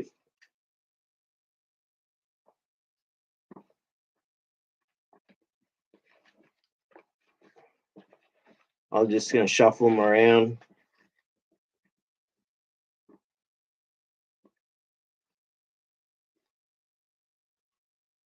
Red Rose says Happy Hermit with the exclamation marks. Heyoka says, no, I'll give a heart for my friend. Now I get it. How nice is that? Happy Hermit. INFJ says Happy Hermit. Hi, but unlimited emojis here. Lol. It's not just you. It blocks out other comments I saw looking forward to, and I'm listening to Body Keeps the Score since you're reading it. Yeah, it's a really good book there, Happy Hermit. I'm 60% through it, and it's really good book. All right. I've been shuffling these. Everyone ready? I'm going to pick one out of the hat. Happy Hermit says hi all. I've got one.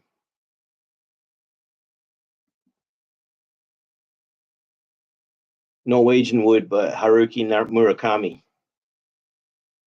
So that's the first book.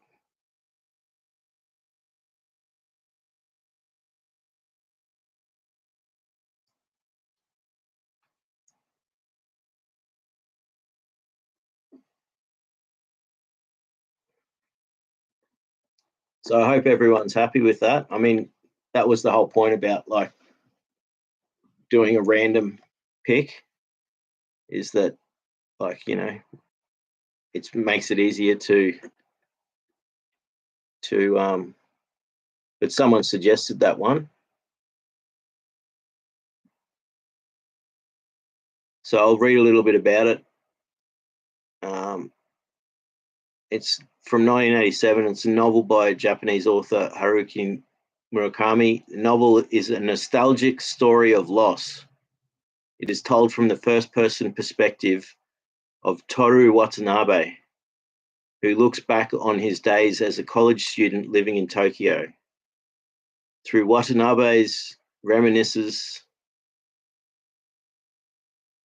readers see him develop relationship with two very different women. The beautiful yet emotionally troubled Naoko, and the outgoing, lively Midori. So there we go.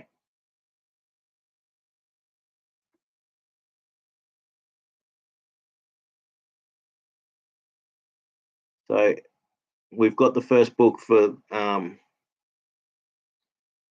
it's Norwegian Wood by Murakami, and it's 249 pages. No, sorry, 296. So yeah, there. And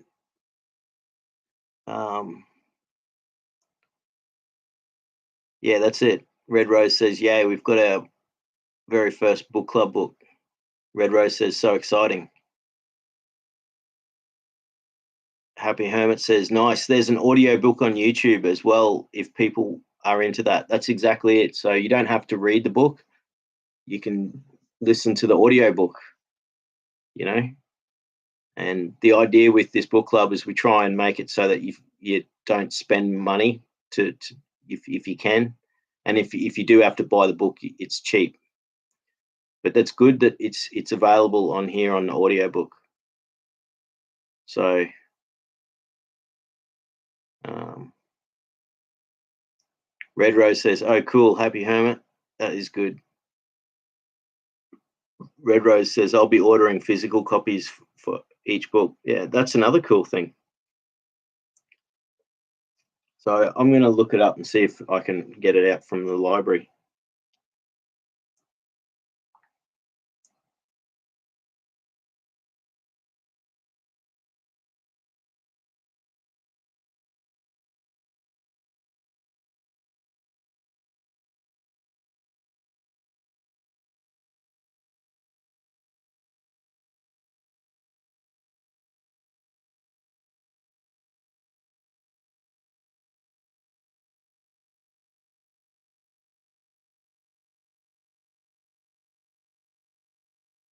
Yep.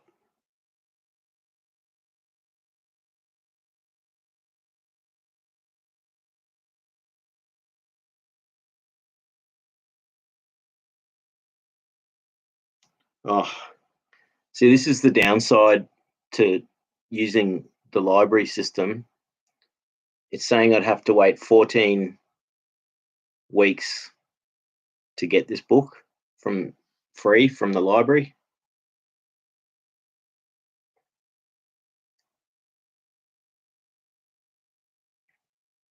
So I might end up doing the audiobook version for this myself, like Happy Hermit suggested.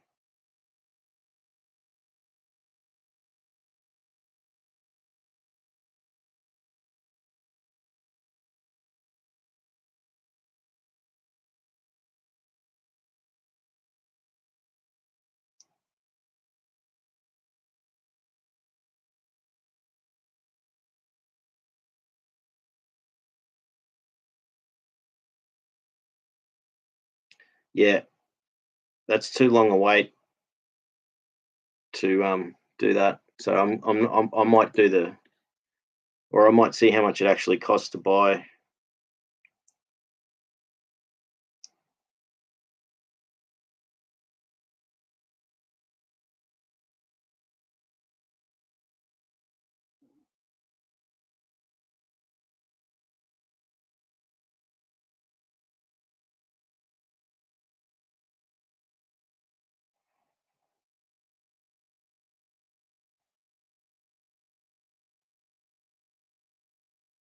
Yeah, I can get the audio book through the library as well. But if it's on YouTube, oh no, look, saying I can get it now.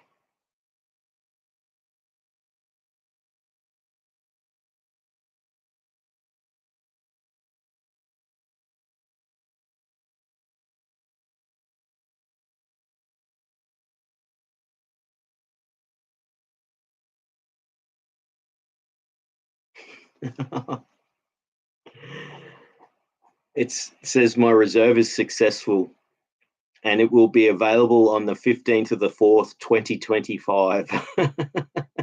That's not going to work for our book club. So I'm not happy about that. So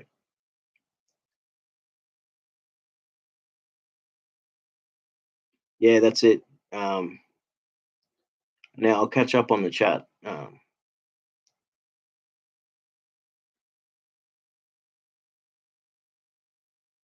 Red Rose says, "Oh, cool, happy hermit." Yeah, that's it. So there is the audio book on YouTube. Red Rose says, "I'll be ordering our first book tomorrow. I love holding and reading and smelling physical copies. I'm a true bibliophile, y'all." And then, like, yeah, I do prefer reading the real books. Although since I've only just started reading ebooks since I got this phone less than a month ago, and I'm enjoying it. I didn't think, I've avoided it this whole time, and I do like those e-paper readers. They look really nice, but the screen, it's really clear. I'm happy to read it, and I've got a tablet as well, which is a bit bigger. So I've adopted reading ebooks now, whereas I used to never. Um, I'll see how much it costs on the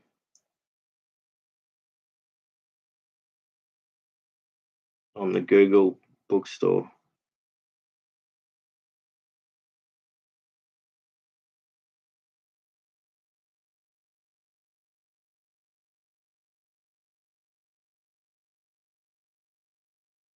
If you want to buy it, it costs $16 Australian, so $12 American or something. So the ebook, that is. So I haven't decided yet what I'll do, but I've got a bit of time. Maybe I will spend the $15. But like Happy Hermit said, if you want to get it through a torrent, you can do that. But it's also available free on YouTube, and I might see if I can find it now.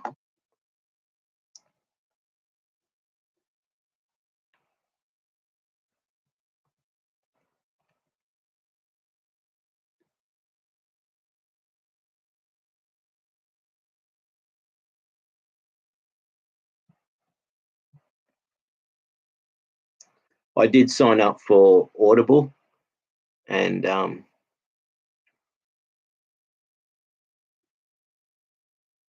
then I cancelled.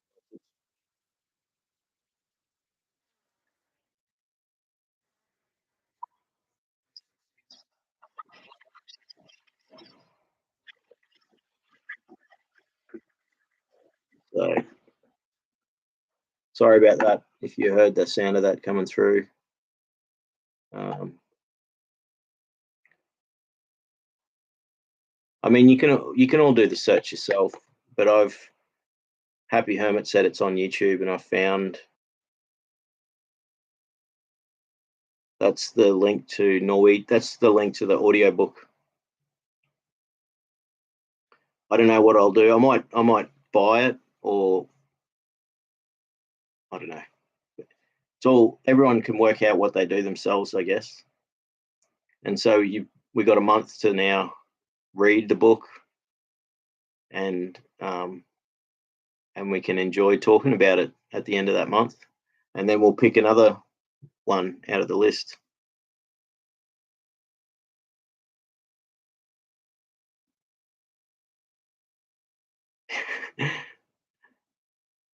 Happy Hermit says 14 weeks. Do they have to plant the trees first? That's it. There's only one. There must be only one or two copies, and lots of people are already. Um, I only just signed up to the library service on Friday, and got the apps and stuff, and already I'm finding that there's long waiting lists for things. So you see why people torrent things. If it's not available easily, then they find another way. But I've put the link there in the thing for a audiobook version of Norwegian Wood that's on YouTube, and there might be another version as well.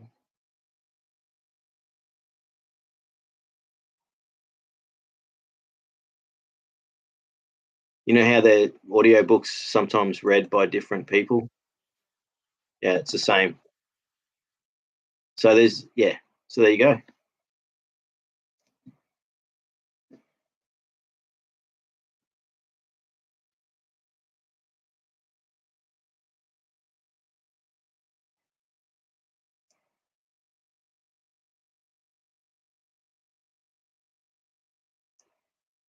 Happy Hermit says, "Yeah, that's ridiculous, lol." Yeah, I know.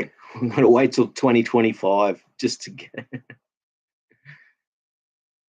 I'll get an email notification next year telling me there's a book available to read.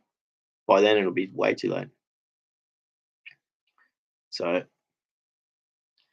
I mean, I'm very tight on money, but maybe I will spend $15 and just get the ebook,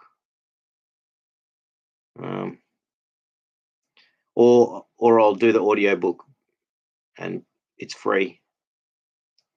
And because I'm reading a lot of books at the moment, physical reading traditionally, maybe I don't see a problem with doing the audiobook version. And there's no rules with this book club like that. Like, if you prefer audiobook, do that.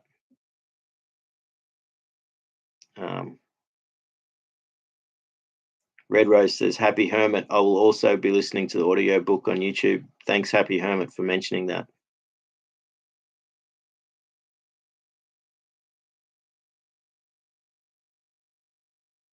Red Rose says, Happy Hermit, exclamation mark with the crying emojis, laughing, crying. Happy Hermit says, I found the ebook, but I can't post it here. It's a torrent. Yeah, that's true. And obviously, like, we had a problem like from a few streams back, where I posted a link to a library called Z Library, and I did the search and I posted the link here in the chat, and then I found out a few days later from one of the members of the chat that the link I posted was to a fake site. So I'm very cautious of putting any links in the chat. I can do it because I'm running the stream, and I put a link into the chat just here, which is a link to Norwegian Wood, but it's within YouTube. So I was happy about doing that. So this is awesome. So we've got our first book. And it sounds interesting, like um, I'm looking forward to it. I've had many people over the years mention Murakami, and a lot of people like Murakami, and um, now I'm gonna read one. So that's cool, and it's not too long. It's 249 pages or 290 pages or something. So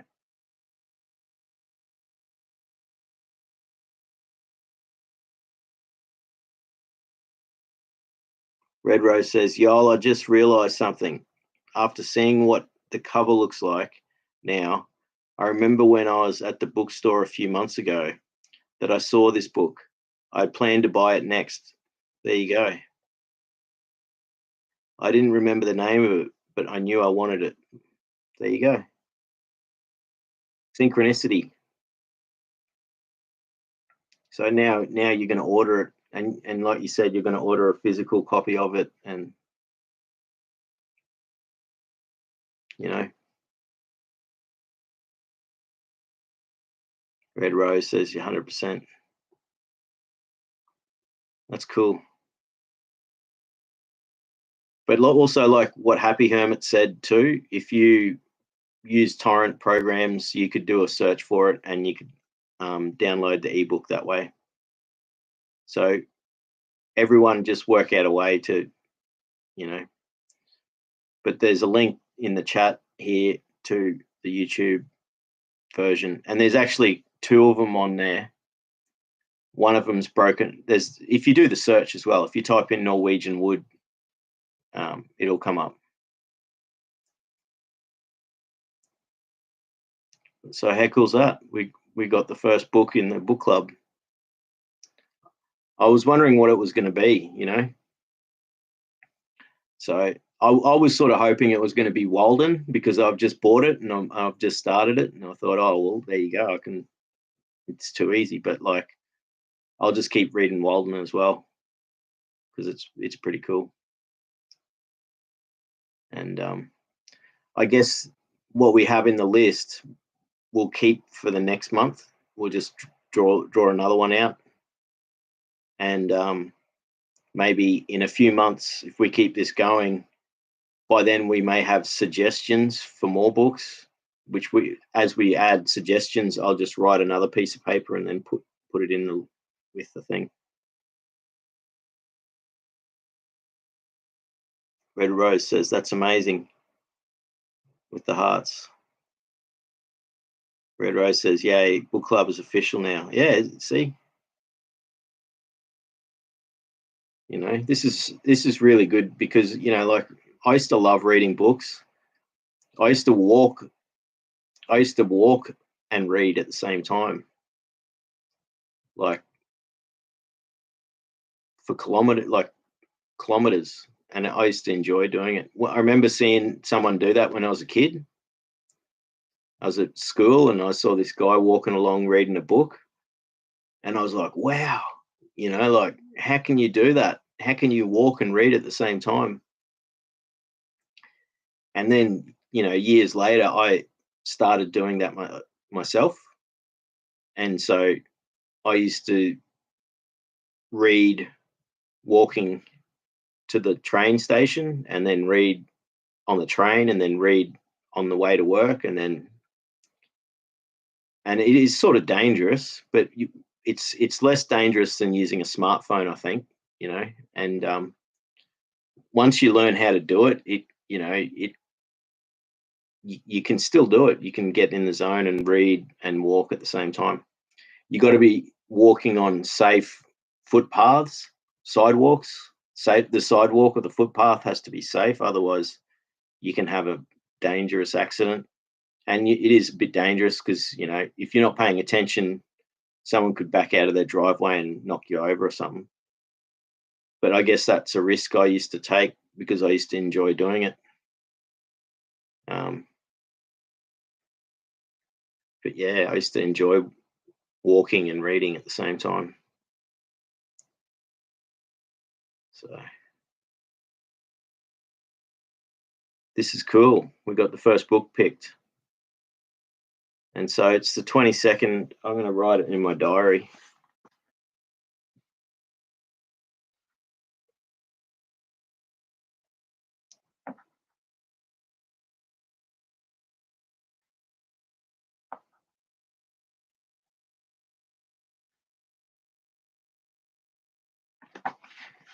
So 1, 2, 3.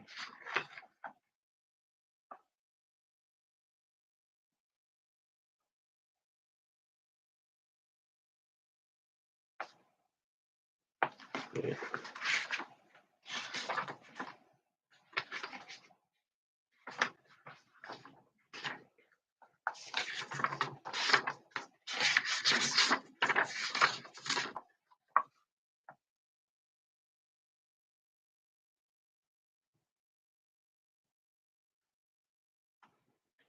So on, I've got in my diary for Sunday, the 20th of October, will be when we when I have a stream. We'll have all read the book by then, and we can chat about it. Talk about the things we liked about it, things we didn't like about it, and we'll pick out the next book at that point. So this is cool. And like I said with Murakami, like he writes really big books, like thick 1,000-page books. So this is one of his shorter books. So it was a perfect one for us to pick. How many people here have actually read this book already, or is it one that none of us have read? I'll be interested in finding that out.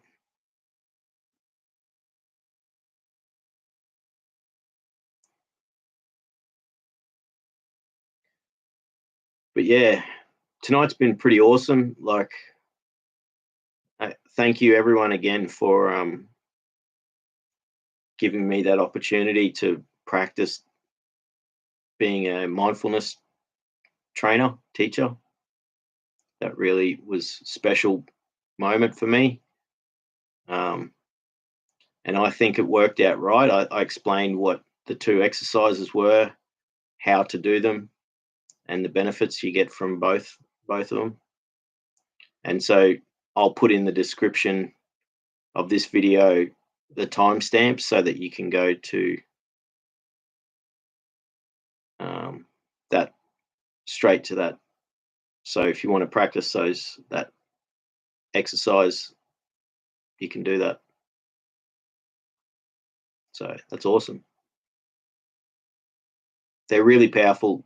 Once you sort of, like I said, with mindfulness, it doesn't work for a while because it's like something, after a while it just clicks and it starts working. So you might get results straight away. Not everyone gets results straight away. That's all I'm saying. And because you're training your brain and your mind, the way you think, it does take time to actually develop, and then eventually it starts working. So it's really cool.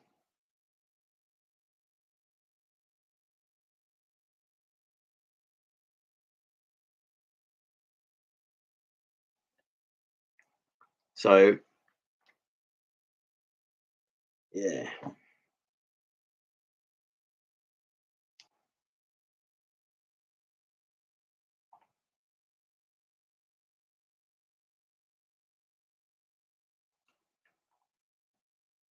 Yeah, it's been a good night. We've had fun. We've had a good chat. Red Rose says, Luke, it has been a great night for sure. I've enjoyed spending this time with you all so much. I hope you all have a good week ahead, and I send each one of you so much love and light with the roses and the hearts. Thank you, Rose. I think it's probably a good time to wind up now too, and end the stream because I'm pretty tired. Um, and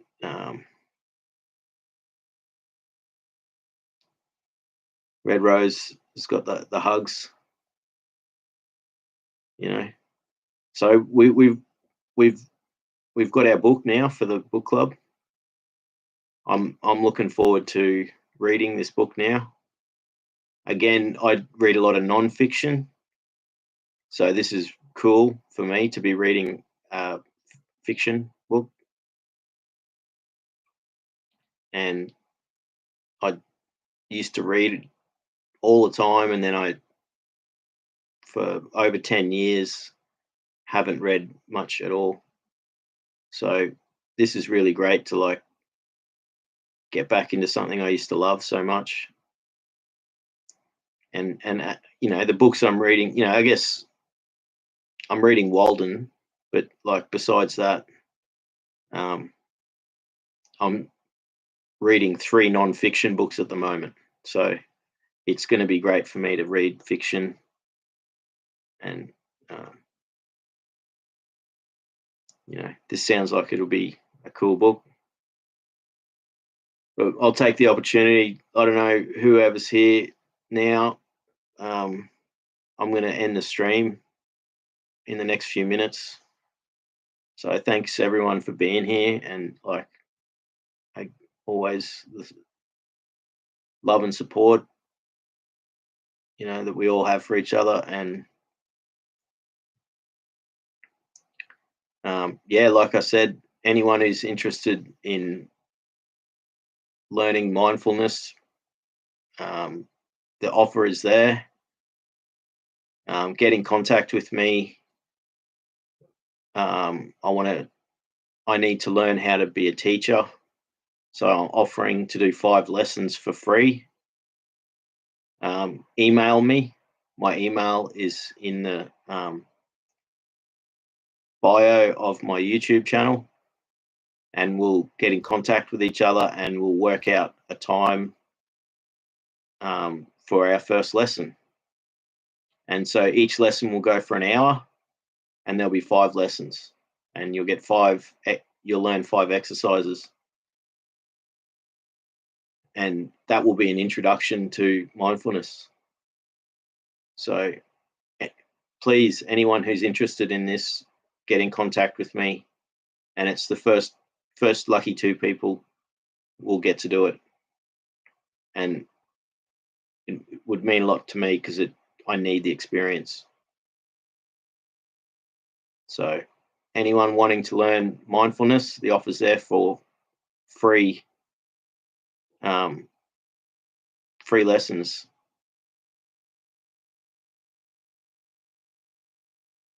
So INFJ says, wish you all good night or day then already, because I'm busy with with pork again. So you're cooking some more food. Nice.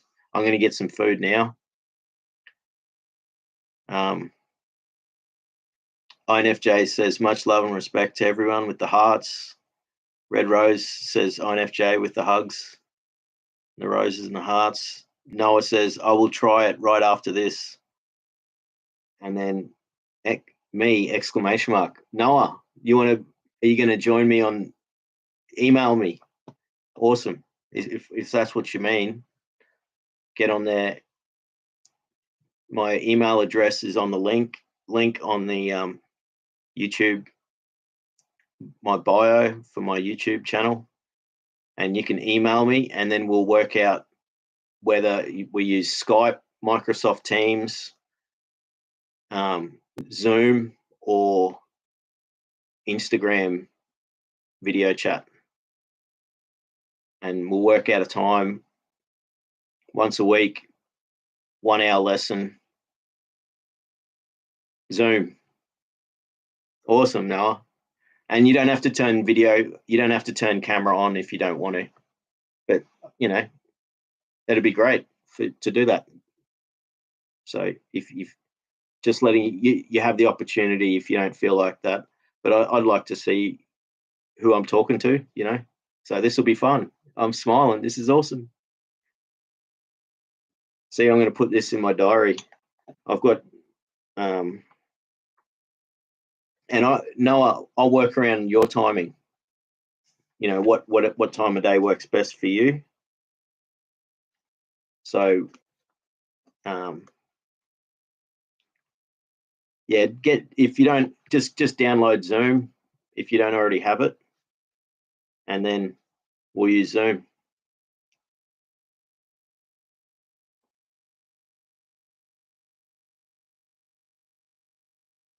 So maybe email me and then work out what day of the week is best for you and what time of the day is best for you, and then we'll work out when to do the lessons. This is exciting, Noah. I can't wait. You get to, you're helping me. No, it doesn't have to be right away. I would like to actually, maybe the first lesson, if we do the first lesson in the next 2 weeks, if that's all right with you. So we don't have to do it straight away. So, but maybe 2 weeks, we should start it within 2 weeks, if that's okay. Because there'll be 5 lessons over following 5 weeks. So I'm happy to work with you on this. So if you want to wait more than 2 weeks, we can start it a little bit later. But if you want to start it next week, I'm happy to start next week. So I'm excited. This is awesome. So I had the thing where I had 3 people. I was going to offer this for 3 people, free lessons, and I've got 2 people now signed up. I'm going to be gaining experience doing the thing. Red Rose says, "This is so exciting, Noah!" ! I wish I could, but I've got weak cell signal and would not be able to keep the connection. I'm so happy for you. Yeah, that's a pity, Red Rose, because you could be one of my students as well.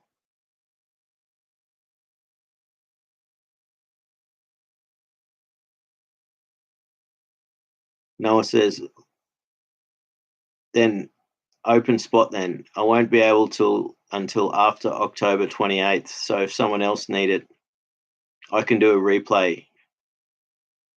You're a good teacher anyway. Thank you, Noah. Thank you for that praise. That's really good. Look, if you can't start till after the October the 28th, what I'll do is I'll put in my diary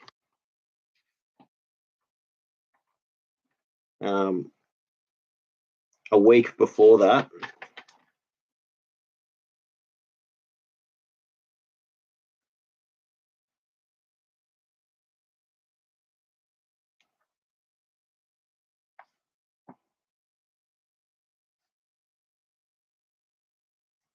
So a week before October the 28th, no, I will maybe email me anyway so that we can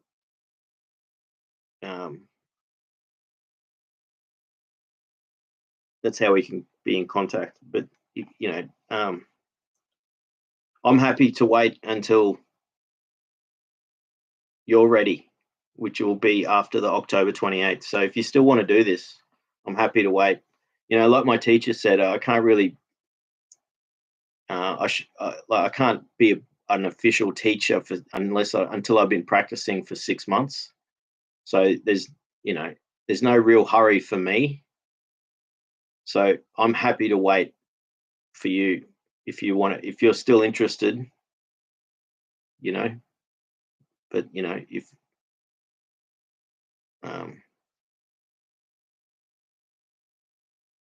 yeah, I'm happy to wait. That's only a month away anyway, just over a month. So It's really, really, yeah, I tell you what, Noah, it's it changed my life learning this stuff. So you'll get a lot of benefit from it. But thank you for your comment and praise that, I'm good at teaching. So that's that's really awesome to hear, you know. And Noah says, yeah, I'm very much interested, but just in case someone needs it. Well, I've got you written down. So if someone else, if I'll keep the two other spots open, but I'm happy to actually um, keep that for you as well too. So I'm happy to make it 4 people I teach in this introductory thing to give me experience, because the more experience the better for me. So if I can be a good teacher, then that means that more people are going to want to learn from me. So, and I think that's how it's going to happen.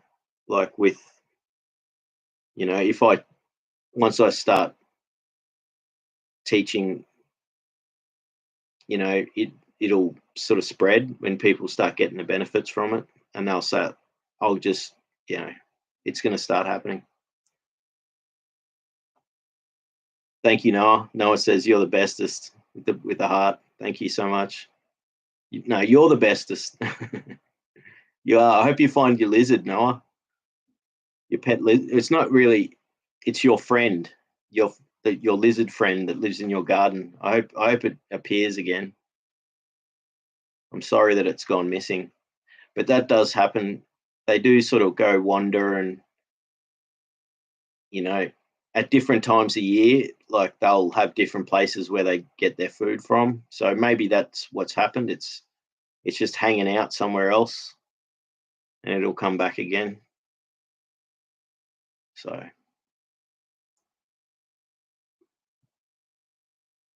but yeah, it's probably a good time to wind the chat up and the stream.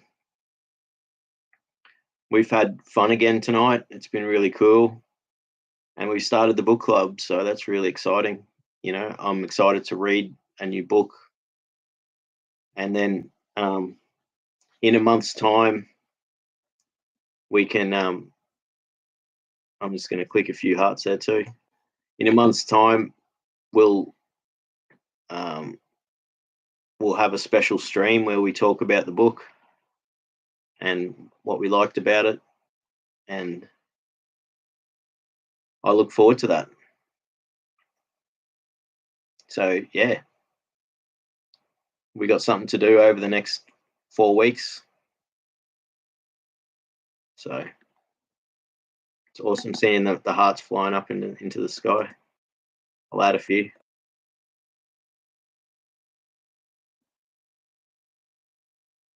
Awesome. Well, yeah, it's been a great night. Thanks again for everything.